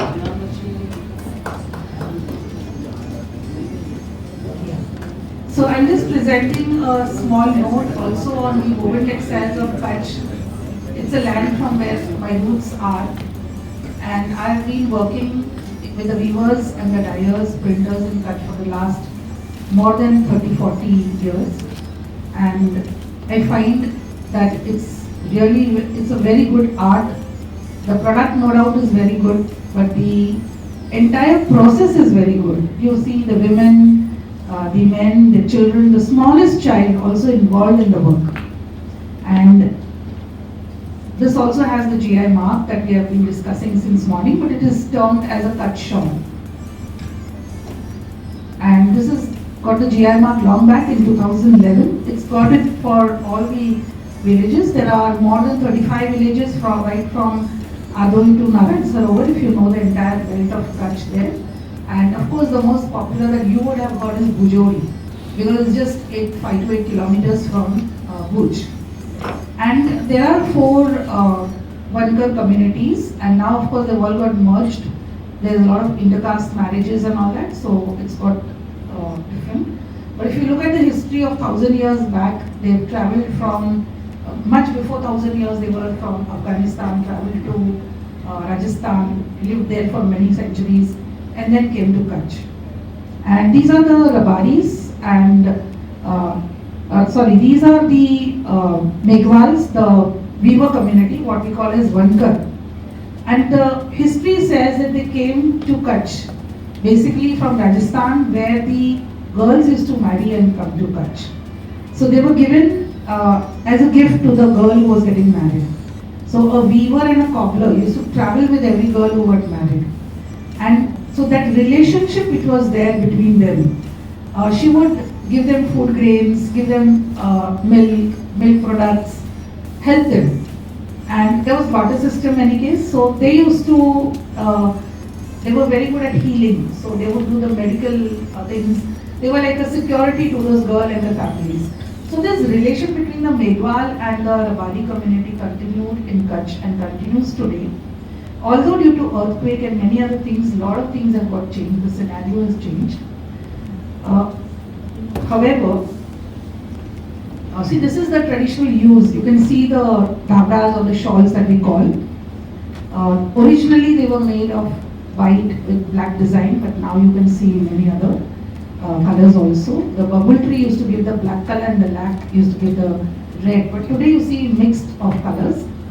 This is one of the married women who's wearing that black choli, odni, what we call as jodi, and she's also wearing a joro, that is a flared skirt. This is the, and you can see the her entire headgear, that is the jodi or the odni. You can see the border, it's so intricately woven. Similarly, the headgear of the man is in white, but you can see the light border which is there. This, the men used to weave it after their wedding. So these they used to wear made of wool throughout the year.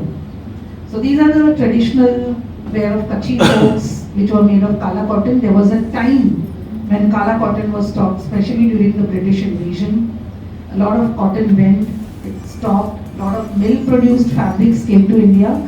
And of course now in the last 50 years again there is a revival, kala cotton is again being done. These are the contemporary versions of the Kutchi weaving, where silk is also incorporated. And of course the wool also from sheep is also used. Generally women used to be involved with the spinning and men used to be involved with the weaving. And they focus this entire community in Bujori, or the weaving, the weavers. Within their family they have that arrangement where some are focusing on weaving, dyeing.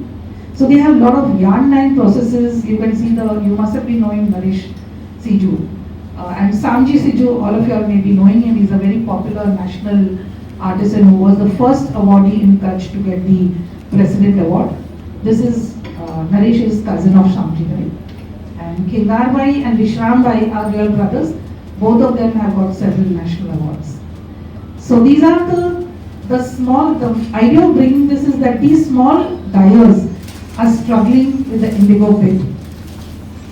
The moderns that they use, you can see, if you read the names, you will understand not all the moderns that they're using are eco-friendly. We tried to do several workshops with them and the struggle still continues. So the modern thing of the yarn, this is King Arvai, and you can see the traditional coloration. I wanted to show you there are several motifs which I'm not focusing, it's all there in the book. Yeah, these are the very popular dabras.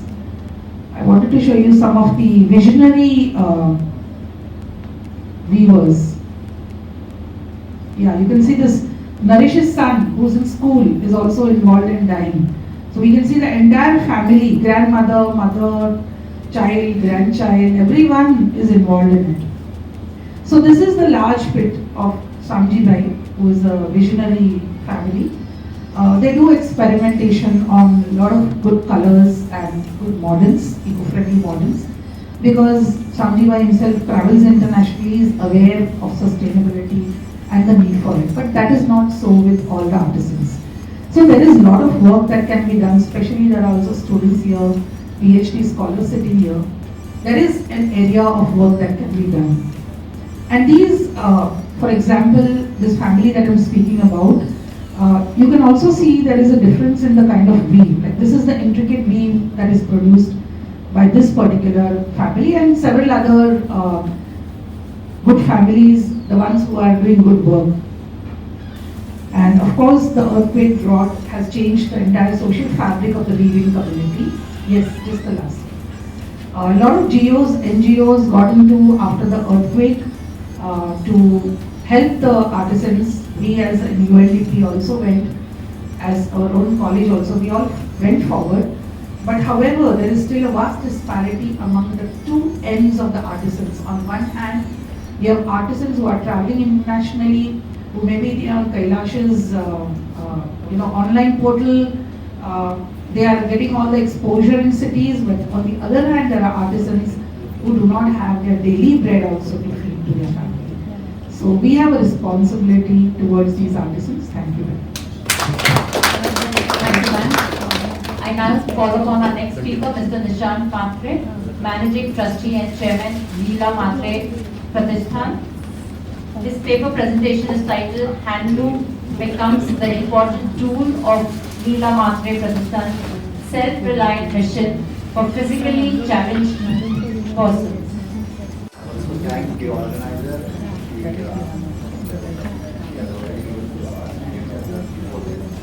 and Leena madam also for giving the opportunity. So you have to hold the mic so that you to give me the opportunity for this presentation.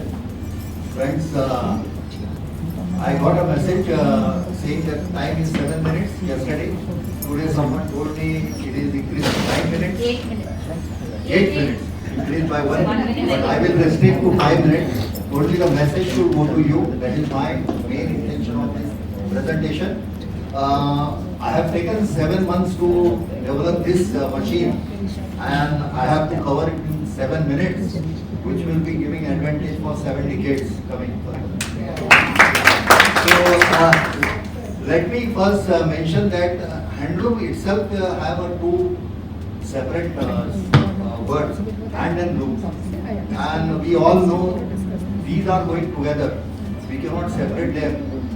For last 68 years, there was no hand on the loom. And for last 10 years, I hope we got a very good hand on the loop, and Handloom got a very good interest. I hope what I want to convey to you, you have got it. Our Prime Minister has taken very main interest last 10 years, and we are getting a very good leverage for handlooms. So hand is very important in handlooms, and handloom cannot go without hand. Lot of developments we have seen in handlooms, like power loom, shutterless loom, automatic loom. You know, we have seen one thing, that the man went away from the machine while this development. In handloom, man is always with the machine. Man cannot go away from the machine. Otherwise, machine will not work. But in power loom, automatic loom, shutterless loom, today we see in many European countries, people are sitting in the office and the machines are working. So the technology has taken man away from the machine. If you see the main process, the important goes with raw material, machine and human being. They should be together. Then only you will get a good product. But this is where the technology is going. Anyway, so handloom itself is not having any technology. First of all, I should clear it. I am very longly associated with handloom since last 48 years. Throughout my tenure, right from Bombay Dyeing, then Vitra, then Itama. Before that, I was with some NGO. But I have seen there is no technology with handloom. The artisan plays a vital role. Now it is our role. See, we have seen lot of revolutions coming right from industry revolution, IT revolution, and today we are in social revolution. And there the handloom got an importance. So we have also seen 2.0 industry, 3.0, 4.0, 5.0, and now we are coming to 5.0. What is 5.0? Again, coming back to human being. So handloom is going to get a very good stage. That is why I said 7 decades. You have to wait and see what I have to develop. Now let me go. If you see handloom, it is healthy. A man sitting on handloom, weaver, he doesn't have to go to gym. He doesn't have to go to medicine, because he is always working and he is always giving his exercise. So it is healthy. Handloom, if you see Indian fashions, I had a very good opportunity to go to Tuscany and represent India for fashion. Fashion is not my skill at all. But I made a very important statement. Indian fashion is a continuous fashion. If you see Indian saris, you don't cut. What is cut is not a fashion. And this is what Indian fashion is. We don't produce more, we don't waste more. And if you see in handloom, we are doing the same thing. If you go to auto loom, if you go to shutterless loom, you get a fringe salvage. You produce extra, it has to be stored, it has to be wasted. Then the problem of recycling again comes. And who will do this recycling? So we have to think all of this. Now coming to backward integration of any machine has a backward and forward integration. If you want to strengthen your machine, you have to go to backward integration. I am from textile industry, from engineering industry. I always tell importance to my members who are from textile engineering industry. Backward integration is very, very important. And you should go to machine route to make your industry very strong. But in handloom, there is lot of scope to go to backward integration to give strength to the handloom design. For what?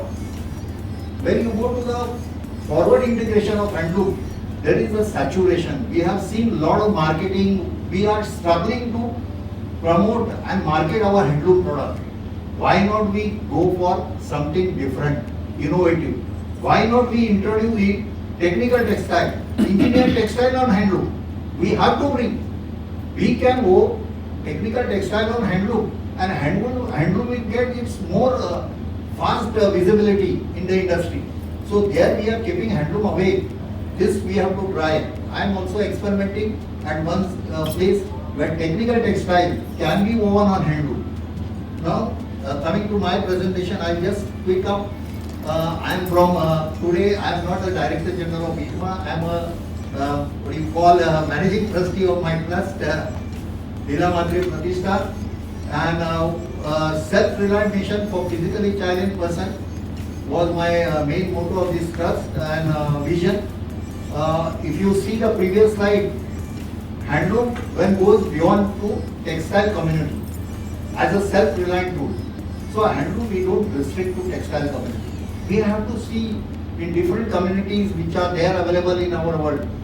Handicap, or you can say disabled, or you can say physically challenged. How you can involve physically challenged community in this?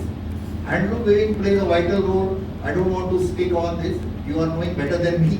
By supporting handloom, consumers contribute to livelihoods and artisans. Now, though handloom machines had been undergoing regular modification towards increasing productivity and improving the quality of fabric produced, the concept of disabled person operating such machines was unheard of. Why handloom was selected for my project? Handloom operation is safe for physically challenged person. Handloom doesn't require electric power, and so it is welcome in rural areas also. And still today, certain textile products are known as handloom products for their identity. After the development of prototype, we demonstrated precise productivity levels and earning potentials for people with different kinds of disabilities. There are various types of disabilities. The people are there in the universe. Demonstration of the working model was displayed at Samarthya exhibition in 2004, long back, at Patna. And this is what we have developed. If you see, this is the right hand side. There are two types of disabled which we have chosen. Those who are not having two legs and those who are not having one hand and two legs. So this was the product which was produced for those who are not having two legs but one hand.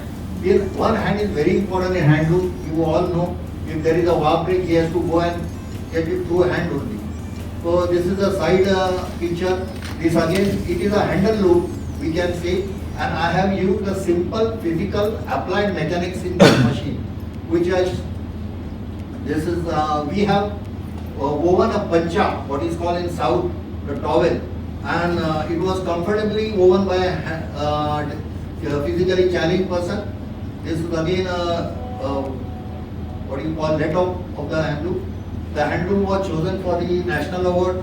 We got a national award for this from Dr. Abdul Kalam. And we also got a Helen Keller Award for this from Chidambaram, that time Finance Minister. And realizing the importance, one minute I'll take. I developed a trust. It is a charitable trust, Leela Matre Pratishthan, in the name of my mother, Leela, who was a very devotee for the services to the needy. The mission followed by a number of seminars, workshops and gatherings of physically challenged persons at Malegaon, Shirol, many other places in Maharashtra. It is still continuing, and this is what we took the handloom to the Vigyan Bhavan, demonstrated to Dr. Kalamji. We also donated one handloom at Malegaon, which has been inaugurated at the site. And now coming to concluding why handloom, we should look at handloom as a user-friendly, eco-friendly, environment-friendly and family-friendly. There is a scope for improvement of handloom to make it further user-friendly for smooth operation of viewer by taking ergonomics design. Again, environmental friendly to reduce noise impact by metallurgical, some modification we can make, and eco-friendly running engineered textile, what I have rightly mentioned just now. Thank you for giving me a second opportunity and allow me for taking 1 or 2 minutes from No, you. thank you. I now call upon our next speaker, Ms. Afreen Begum, Senior Scientific Officer at Bombay Textile Research Association. Her paper presentation is titled Sustainable Dyeing of Hand-Woven Khadi Fabric. Good evening, everyone. Good evening, everyone. I am Afreen Begum, working as a Senior Scientific Officer at Bombay Textile Research Association. First of all, I would like to wish everyone a very happy National Handloom Day. Further meeting on my topic, I will give a brief review on sustainable dyeing of hand-woven khadi fabric. What is basically khadi? Khadi is a hand-spun, hand-woven fabric. This is the artisanal heritage handloom textile. Entirely, it's a handcrafted process. It is the word khadi derived from the word khadar. Khadi is a hand-spun, hand-woven in handloom, which become one of the most symbol of India's freedom struggle. Unlike mill fabric, khadi bear a testament of Indian heritage and demonstrates that gold is truly gold. The production of khadi is very hard-working process, taking the environment into consideration, and it has a very minimal effect on the environment. It is totally eco-friendly product. Since the whole the process making of khadi fabric is done by hand, from spinning to weaving. So, as we all know, that the wet processing part of textile is used extensively, huge number of chemicals. So, it has a very bad impact on our habitat and ecology, since it is most polluting industry. So, what we are thinking, we just to reduce the impact on our atmosphere, we replace the natural dye with synthetic dye, as natural dye works well with the natural material of khadi fabric. Again, natural dye does not have the direct sustainability with the fabric. We need a mordant. With the mordant is a bridging material which acts as a bridging material between the fabric and the dyes. So, mordant with rare earth salt is a new concept, as they are found to be non-hazardous, eco-friendly and thus sustainable. Why non-hazardous? We have it is even the quantity of rare earth mordant required to get the desired result required 10 times less than the conventional models. The conventional models like alum, ferrous sulfate, stannous chloride, thus directing towards the less equivalent load. Thus the use of rare earth mordant has good aspect in natural dyeing of khadi. Wash and light fastness of dyed khadi are also very encouraging. So for sustainability, what is sustainability? Sustainability is to provide the need of present generation without compromising the ability of future generation. So replacing synthetic dye with natural dye is one step towards attaining sustainability. These are the natural dyes we worked on, the 14 types of dyes we worked on, and these are the 6 rare earth salt we used as a model. Ferrous sulfate, cerium nitrate, lanthanum chloride, lanthanum carbonate, yttrium oxide, and yttrium chloride. These are the samples we got after dyeing. These are the surveys, and these are the color palette of matter. Only by replacing the type of mordants we get the different types of colors. By modernity, type of modernity. One's pre-modernity and the post-modernity. So from the result we got that the light and wash patterns also improve by using RE salts, and this is the first time, as already said, that use of rare earth salt as a mordant.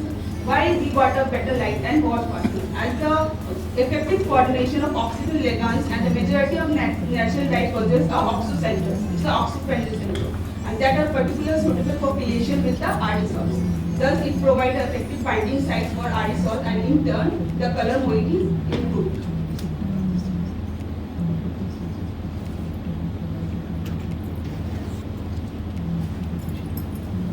From the picture, we can see that one RE salt binds 2 or 3 number of dye molecules. Again, it can bind with the form of bridging material with the chelation site of the fabrics.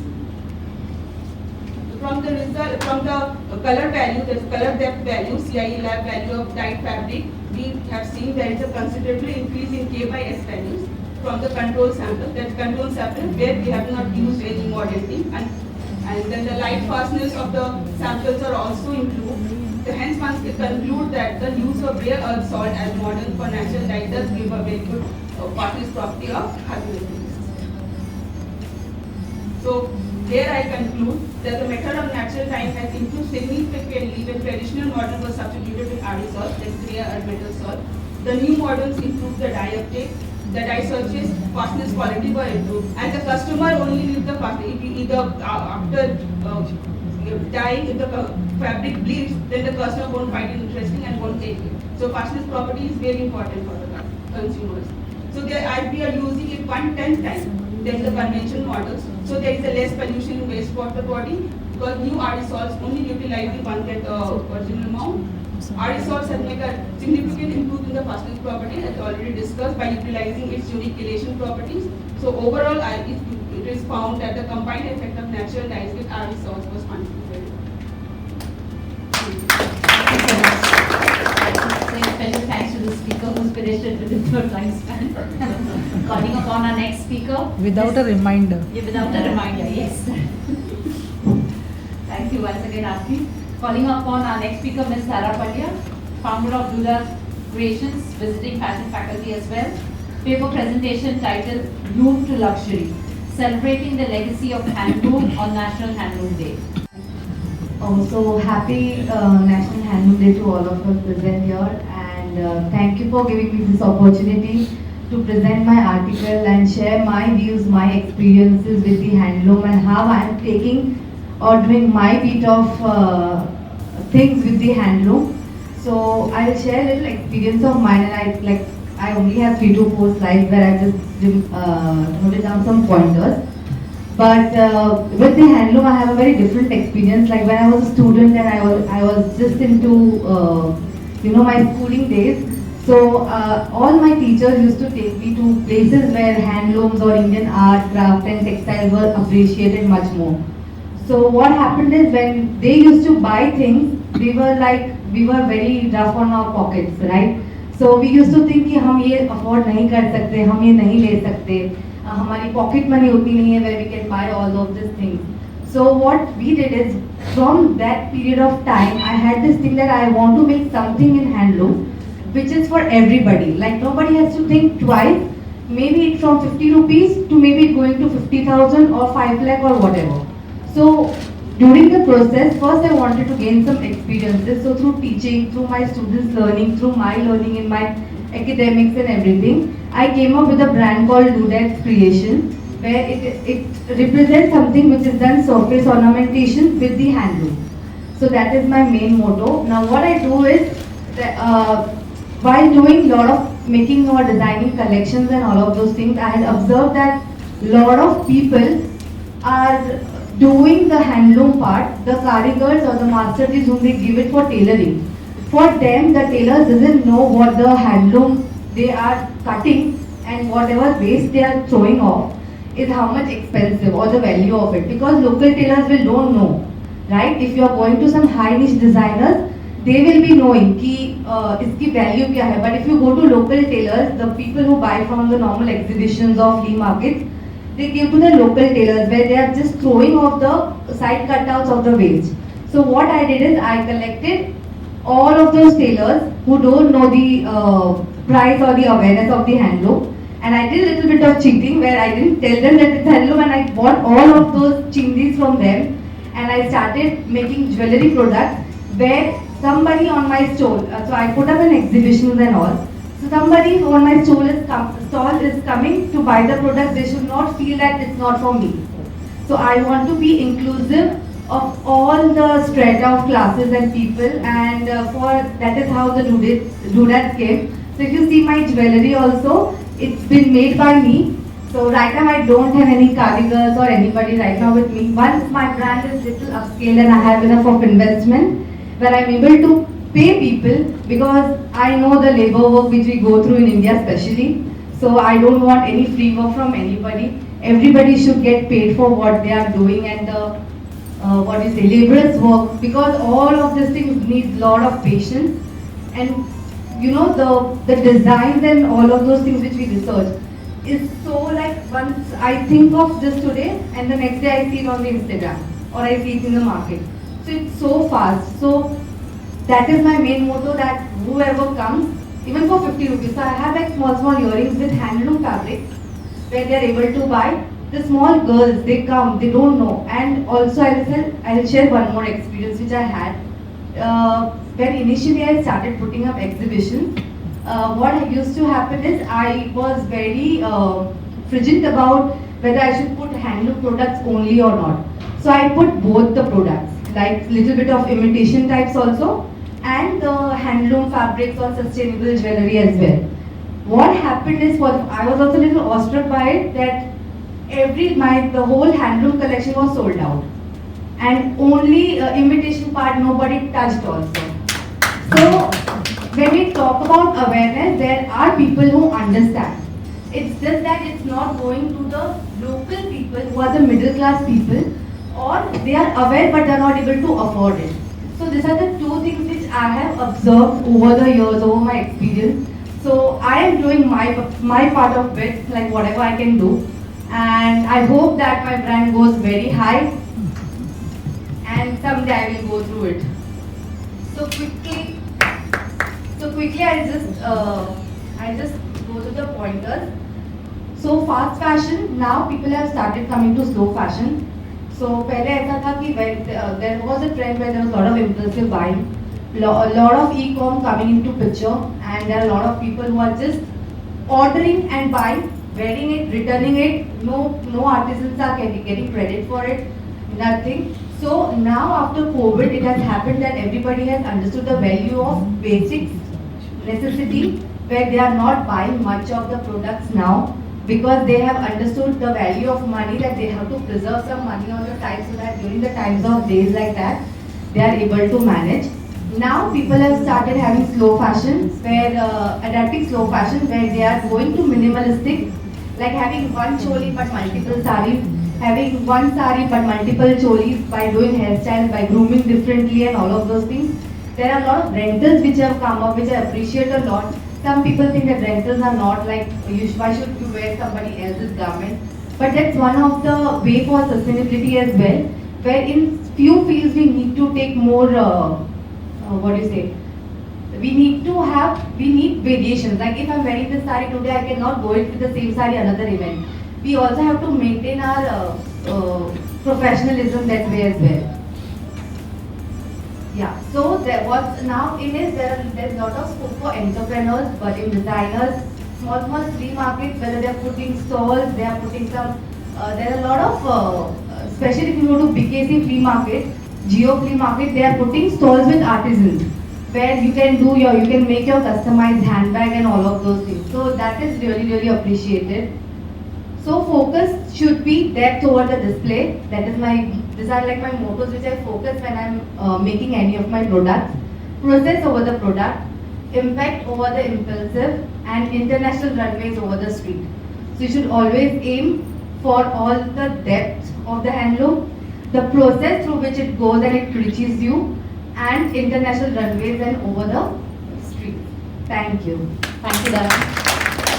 I call upon our next speaker, Mrs. Vibhuti Kedekar, PhD scholar, assistant professor at College of Home Science, Nirmala Niketan. Paper presentation titled Room to Lifestyle, the role of linen cotton blends in Khadi sustainable evolution. Hello, am I audible? Yes. Yes. Wishing everyone a very happy National Handloom Day. It's a very special moment because I have my guide in front of me, my head of the department in front of me, experts whom I have learned, experts from the industry, and also my students. So it's a special moment for me. So this particular topic, this is very special, and it's a part of my PhD project. I come from a family where my grandfather and grandmother both belong to the KVIC family way back in 1980. So my grandfather used to wear a crisp cotton khadi shirt every day, and that khadi culture was in my house since childhood. So when I got into textiles, that was one of the reasons to come into textiles, and then I wanted to do something in khadi. So when I enrolled for my PhD, I wanted Dr. Delia to be my guide. So this paper is me and Dr. Delia together. So she told me that, Karli, what you have in your mind? So I gave my ideas. So she said, okay, don't worry, just do it. So this is what we have done over the past so many years in my PhD. This is what I have developed in khadi. These are just samples. And out of these 12 samples which I have developed, I am just presenting 2 over here. So it's a huge project and multiple things which are done, but these 2 are also very important. Now khadi, as everybody has seen since this afternoon, that khadi is only cotton, silk and wool and the blends of these. When I started with my project, I did not want to use the conventional fibers.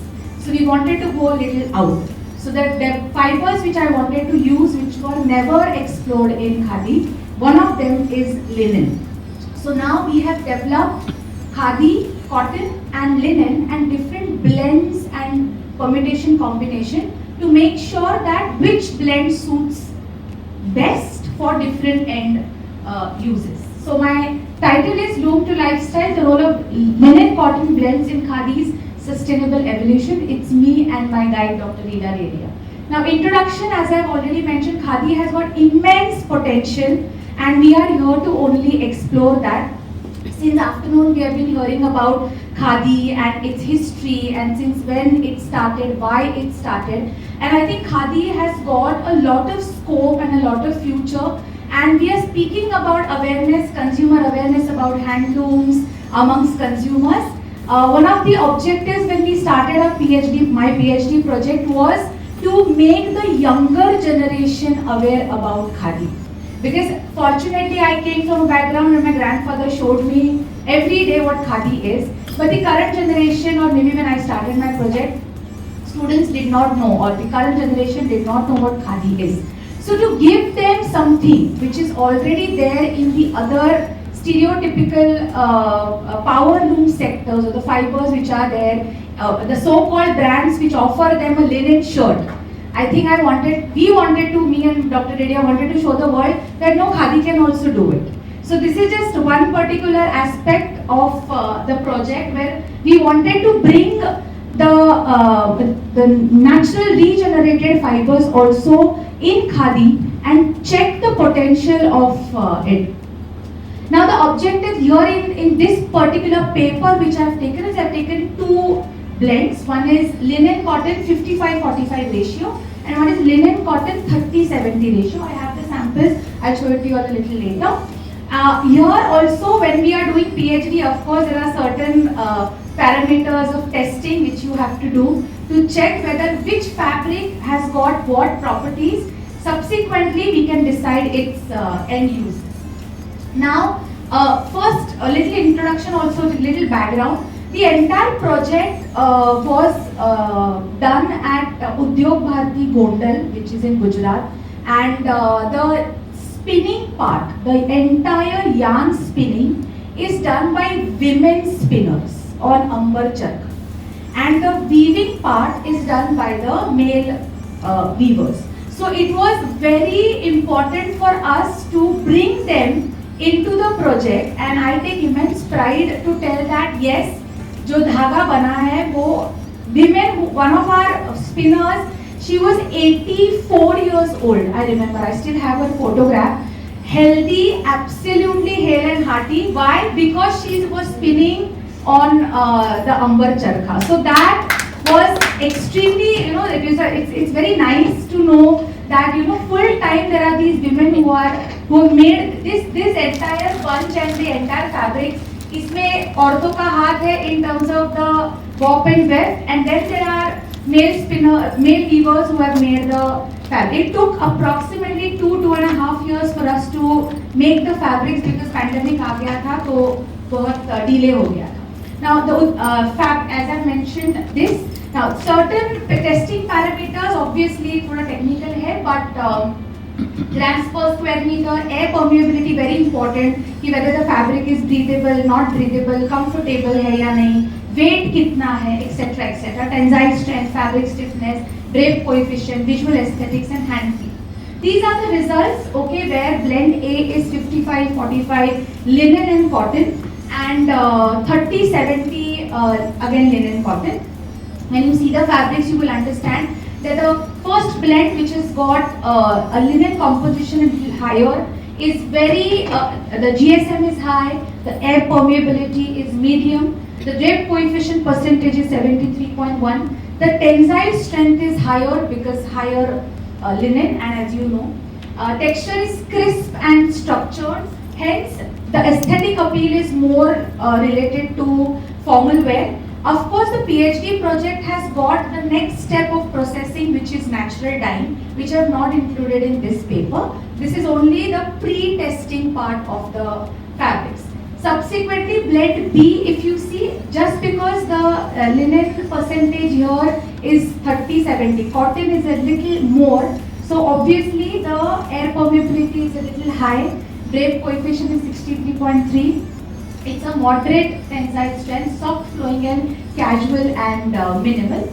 These are the reference pictures. Okay, if you can see comparatively, you will see that difference between linen, cotton and linen cotton, different blends. Later on, when whosoever wants to see the fabrics, I'll definitely love to show. And sustainability highlights, we wanted to focus on that sustainability aspect where Ambar Charkha is included, where it's hand spun and hand woven, so very very low energy use. And linen, as everybody knows, okay, has got lower water footprint, and cotton is a biodegradable fabric. So the combination works very well in terms of sustainability also. And this particular, the first objective, along with awareness, we also wanted to create more opportunities, employment opportunities for the weavers and spinners by increasing the demand from the consumer end. So when the consumers know that okay, khadi has also got fibers like linen, I wouldn't mind wearing a khadi linen shirt. Subsequently, it gives people the opportunity to spin more and weave more. So it's all interconnected, and let's see how it goes. And slow fashion, everybody speaking about those things. I'm not repeating much. We have also tried to focus on the sustainable development goals, and 3 of the goals are responsible consumption and production, decent work and economic growth, and climate action. This is very important because all of us are working towards, and there are many other goals also which are touched upon in bits and pieces, but these are the 3 primary goals which my study talks about. So I hope that the project goes ahead in terms of linen, khadi and the other fibers which we have taken into consideration, and the khadi sector, okay, grows in leaps and bounds with the new inventions and introductions. Thank you so much. Thank you. Sorry, 30 seconds more. I would like to thank all the spinners and weavers without whom this project wouldn't have been possible. My guide, Dr. Ila Redia, my department, my HOD, Dr. Pratima Goel is also here, and my principal, my management of Nirmala Niketan Institute, and all my students who are here. So thank you so much. Thank you very much. I now call upon our speaker, Dr. Manjula ma'am. She's the director of Vaitarna. Yes, ma'am. The paper presentation titled Geographical Indication Tags. Now the whole, because this particular gathering, I think how many of you actually know about GI?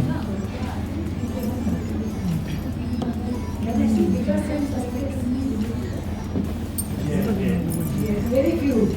Less than half of you. Okay, so GI stands for what? I'll be pushing on some of the slides. So GI in handloom, geographical indication, भौगोलिक संपदा. हम जहाँ के हैं वहाँ पे वो चीज होती है. And the first GI tag, I come from Bengal. I'm a Marwari from Bengal. Okay, so Darjeeling tea was the first GI which was given, and I still only Darjeeling tea because what happens, we get used to. Right, your childhood, you are trained, and I have been very lucky born in Kolkata because that's where the culture went in. Long time back I remember, like when we saw the natural fiber consumption, it was more on the east side. Okay, so towards the west, I came from Kolkata in 77 to study here at Masters, in SLET, and I tell you, it was the biggest cultural shock for me. Because at home, back home, even our maids used to wear silk and cotton. And here at the university, I saw even professors wearing synthetics. So that was the first thing which I felt very upset. I almost was leaving. The third day I packed my bags and I told the principal कि मुझे नहीं पढ़ना यहाँ पर. Because ये पढ़ने के लिए मैं नहीं आऊँगी. That's the thing. So Mrs. Subut Patwa, she was my principal. Now she's no more. She still remembered me. Okay, that girl from Kolkata जो trunk लेके वापस जा रही थी. Okay, so that was the whole thing. So handloom is now, we are, I'm very proud that now today we are celebrating National Handloom Day. So it is thanks to, I'm not a political person, but thanks to Modi who started this. Because, I have been very, very conscious of this. Because secondly, my father said, to study at Vanastali Vidyapith. How many of you have heard about Vanastali? Vanastali, even today I believe there is a habitual use of khadi. You have to wear khadi only to be in the campus. On campus, as student faculty, we wear only khadi. So that's why, if you get used to. And I have a very different opinion, maybe one against all. It's not for the karigar that you need to wear handlooms. If you are used to wear handlooms, you cannot wear silk. If you are used to wear natural fibers, okay, you cannot wear polyester, you cannot wear silk. And that's why when I started my PhD way back in 87, Silkot my guidance, this so Dr. Munshi asked me, what do you want to work with? Then we had just started wearing blouses. Okay, so sari blouse में polyester आता था. I used to go with the next stage to buy my blouses. इसमें polyester है कि नहीं? And the moment when you see the matchstick dress in the आपको दूसरा निकलता. So what happens if you are used to wearing it? If you are used to, and the first time I remember I walked into Chandan and Shroff's Organization Children, 98 I went there. The first time I picked up a vegetable rice packet. So when you wore a vegetable rice, it was airy. So if you get used to, you get used to. It's for your sake you need it. Customer needs handloom, then only handloom is available. Career पे एहसान करने की कोई जरूरत नहीं. I wear handloom because I can't wear anything else. So आप लोगों को खुद को ये इनकलकेट करना है अपने में, अपने बच्चों में, अपने फैमिली में कि हाथ का बना हुआ चीज आप पहनोगे तो पता चलेगा. And I'll take the same opportunity to invite you all tomorrow. In fact, ma'am is going to be there. Dr. Ella is also going to be there. We have a 3-day craft fair. In fact, these artisans are coming for that craft fair. So I picked up work just to start here. So, like you know, we are going to, Navita Puri is going to come. Om Puri Foundation. I think all of you have seen Susman film. There is a film by Shyam Benegal. Okay, he made a film Susman, and please just search the name. Okay, so 75 years of Om Puri. Om Puri worked as a weaver. Okay, and Ramulu weaver from Pochumpalli, he was sent to Paris during Festival of India during 80 to 83. The film was made in 87. Okay, and it's almost like a tribute to a handloom weaver. A master weaver going to Paris, and what is his lifestyle? Om Puri went and stayed in that weaver's house. And he actually wove, he learned weaving and he wove a fabric almost 22 meters and he gave to people.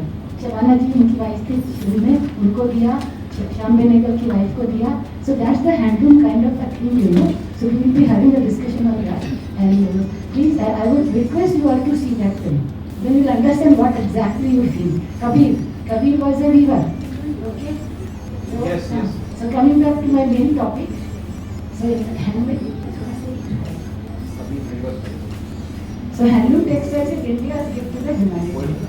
And this is what, whenever we, because when I came to study here, we used to have a weaver from Weaver Service Center. Okay? And he would come, okay, मेरा time खत्म हो गया ना, एक minute बाकी है, no problem. I just see this is where the different things are there, and I just want to see what all I have got. Because I made it in a very, logo मैंने दिखाना है. This is, you know, right now, Paramparik Karigar is exhibiting at World Trade Center. Day before yesterday, some of our students went there, somebody, so they picked up this card. So this card, you know, it has a handloom mark and a GI tag also. Okay, GI tag का जो है, logo, वो इसमें है. The logo is a tricolor logo, and GI is very important for us to understand. नकली असली की बात मैं आपको बता दूँ, I don't know. I cannot identify if it is handloom. I'm wearing a ikat fabric which I sold, and one day I asked him, ये handloom में बना है कि powerloom में है? This ikat he said powerloom में बना है. Understand? It's very difficult to identify all these things. Let me be very, very frank with you. We have to go down to the classroom to understand. I visited Surat last year, I think, or 2 years back. There are 3 sarees.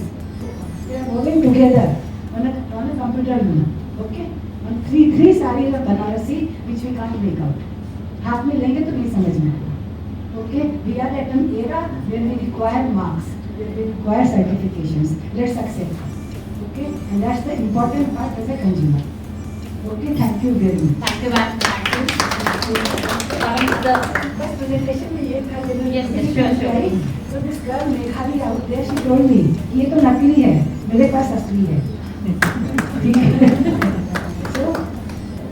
Okay, coming to the last bit of our this afternoon, I now have the students of Nirmala Niketan Department of Textile and Fashion Technology who will be showcasing the various saris of India through a sari walk. Namaste and a very warm welcome. Today we invite you on a mesmerizing journey through the vibrant threads of India's heritage, where work meets trend and tradition meets creativity. This is not just a fashion show, it is a tribute to the soul of Indian craftsmanship. Presented by the talented students from the Department of Textile and Fashion Technology, College of Home Science, Nirmal and Ketu. This showcase celebrates the timeless beauty of India's traditional textile and intricate artistry of its diverse embroidery. Let the ramp come alive with colors, texture, and tales passed down through generations. Sit back and enjoy as traditional work. Megha Bhogle, wearing the Paithani sari, handwoven in Paithan, Maharashtra, is a masterpiece of culture, elegance, crafted from pure silk and golden zari work. It embodies heritage, sustainability, and timeless artistry. Every intricate motif and vivid hue speak of tradition, skilled craftsmanship, and a conscious celebration of slow, luxurious Indian fashion. Khadija Seth, wearing Banarasi brocade sari from Varanasi, are renowned for their regal elegance and fine mulberry silk, woven with golden and silver zari threads, using kadwa and padwa techniques. They showcase Mughal-inspired outfits. Each sari is a luxurious heirloom. Shreya Mistry, wearing Pochampally ikat sari from Telangana, feature a distinctive double ikat technique where both verb and weft are tie-dyed. This purple sari with geometric patterns reflects immense precision, time and artistry. Akansha Ida, wearing Pattu sari, crafted from pure silk in South India, are symbols of opulence and tradition, celebrated for their rich zari work, bold hues and smooth texture. These saris are integral to weddings and festivals. Kanika Patil, wearing Kasuri embroidery on Ilkal sari. Woven with souls of Karnataka, the Ilkal sari weaves tradition in every thread, while intricate Kasuri embroidery dances across its fabric like folk flow stitched by hand.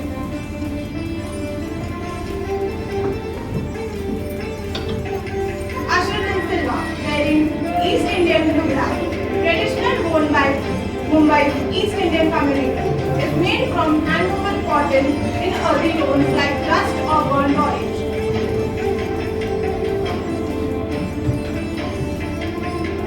Neha Shera, wearing a Nagari sari, traditionally 9 yards long, is draped like a dhoti, combining elegance with functionality. Worn by Maratha warrior women, its unique drape allows freedom and movement.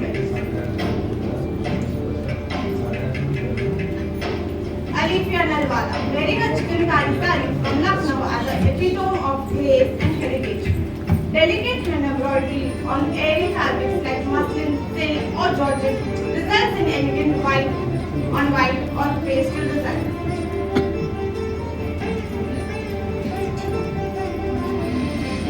Paintani, wearing the Narayan Pet sari from a small town in Telangana, is known for its neat design and simple beauty. Made with a soft blend of cotton and silk, it features calm colors, striped patterns, and special temples-like borders. Kamaksha Kadam, wearing a kantha embroidery on tussar silk. Woven in the heart of West Bengal, this tussar silk sari blends earthy elegance with the poetic charm of kantha embroidery.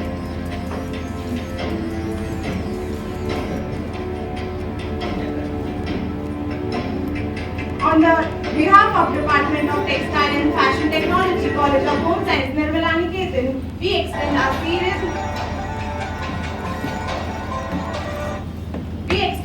sincere gratitude to the Textile Committee, Textile Value Chain, Ms.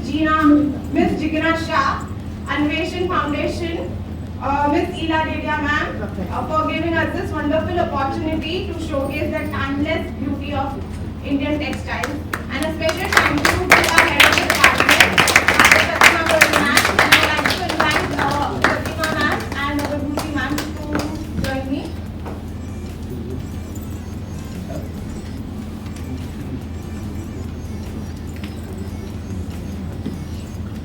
This can't be complete without Dr. Dedia being at the help of it. So I would like to invite Dr. Dedia and Vibhuti ma'am to kindly come here wonderful presentation, and this is a little act of carrying the handloom ahead as a legacy among the young ones. So, thank you so much. If you really like the students wearing the handloom with pride, I think they need a bigger applause.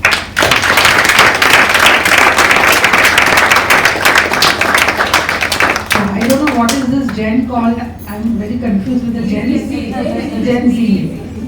So we have the Gen Z wearing it. So I think everybody in this room should feel confident that handlooms will continue. That confidence we all need to have, that optimism that we all need to have.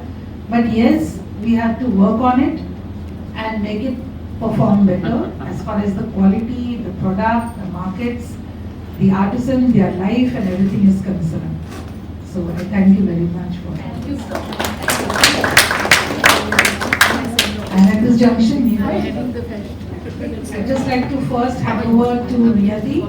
Niyati has, I just want to introduce her. She is the manager at Handloom Foundation, and although tiny as she looks, but a lot of work that you would have seen in the background, in the organization, is being done by her. So we really want to thank her. And she wishes to thank all of you all first, and then I will.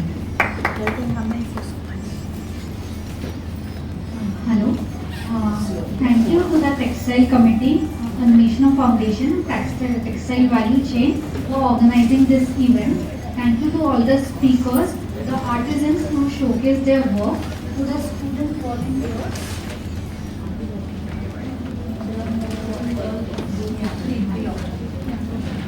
And the students of Nirmala Niketan for the beautiful work. Thank you. I'd just like to say one thing is that the papers that were sent by the different resource persons today, all the papers are amazing. Each, the content, see today you just got a glimpse because you could see everyone, including me, we were given only 7 minutes or 8 minutes. So, but you could see that you got a glimpse of the content and all the papers are good. I'm sure you'll enjoy this issue a lot, and let us continue this legacy of handlooms. We want more of you who are already working with handlooms, with the artisans, to participate in future, because this is not a one-day thing. We are going to continue this work. So in some way or the other, we can get connected to take it further. So I wish to thank the audience who on a Thursday afternoon, it's middle of the week, it's towards the end of the week, and it breaks a day on a rainy day to be here. I think you require the biggest applause. So applause for yourself, and do not forget to have the high tea outside. And I would like to thank Dr. Danda, Kartike Danda. We would really like to thank you. Very humble throughout our entire working coordination. Thank you to Jigna from the TVS and her team. And similarly, Dr. Muralidhar sir, where are you? Yeah. These are all the, you can say, the backbone for this entire event, and that's how all the different stakeholders today are all here. I don't know, whatever the gen we are all in, wherever they want to put us into, from us to you. It is nice to have different generations be together from different walks. We have designer, we have many institutes also today. We have Sophia, we have PVP, we have NI, IFD, and Nirmala Niketan, of course. Many other institutes, I may have forgotten the names. Many people from the industry also who are not connected with handlooms. But they are here because they care for handlooms. And we really appreciate that. And we wish that whenever we have these future gatherings, connections,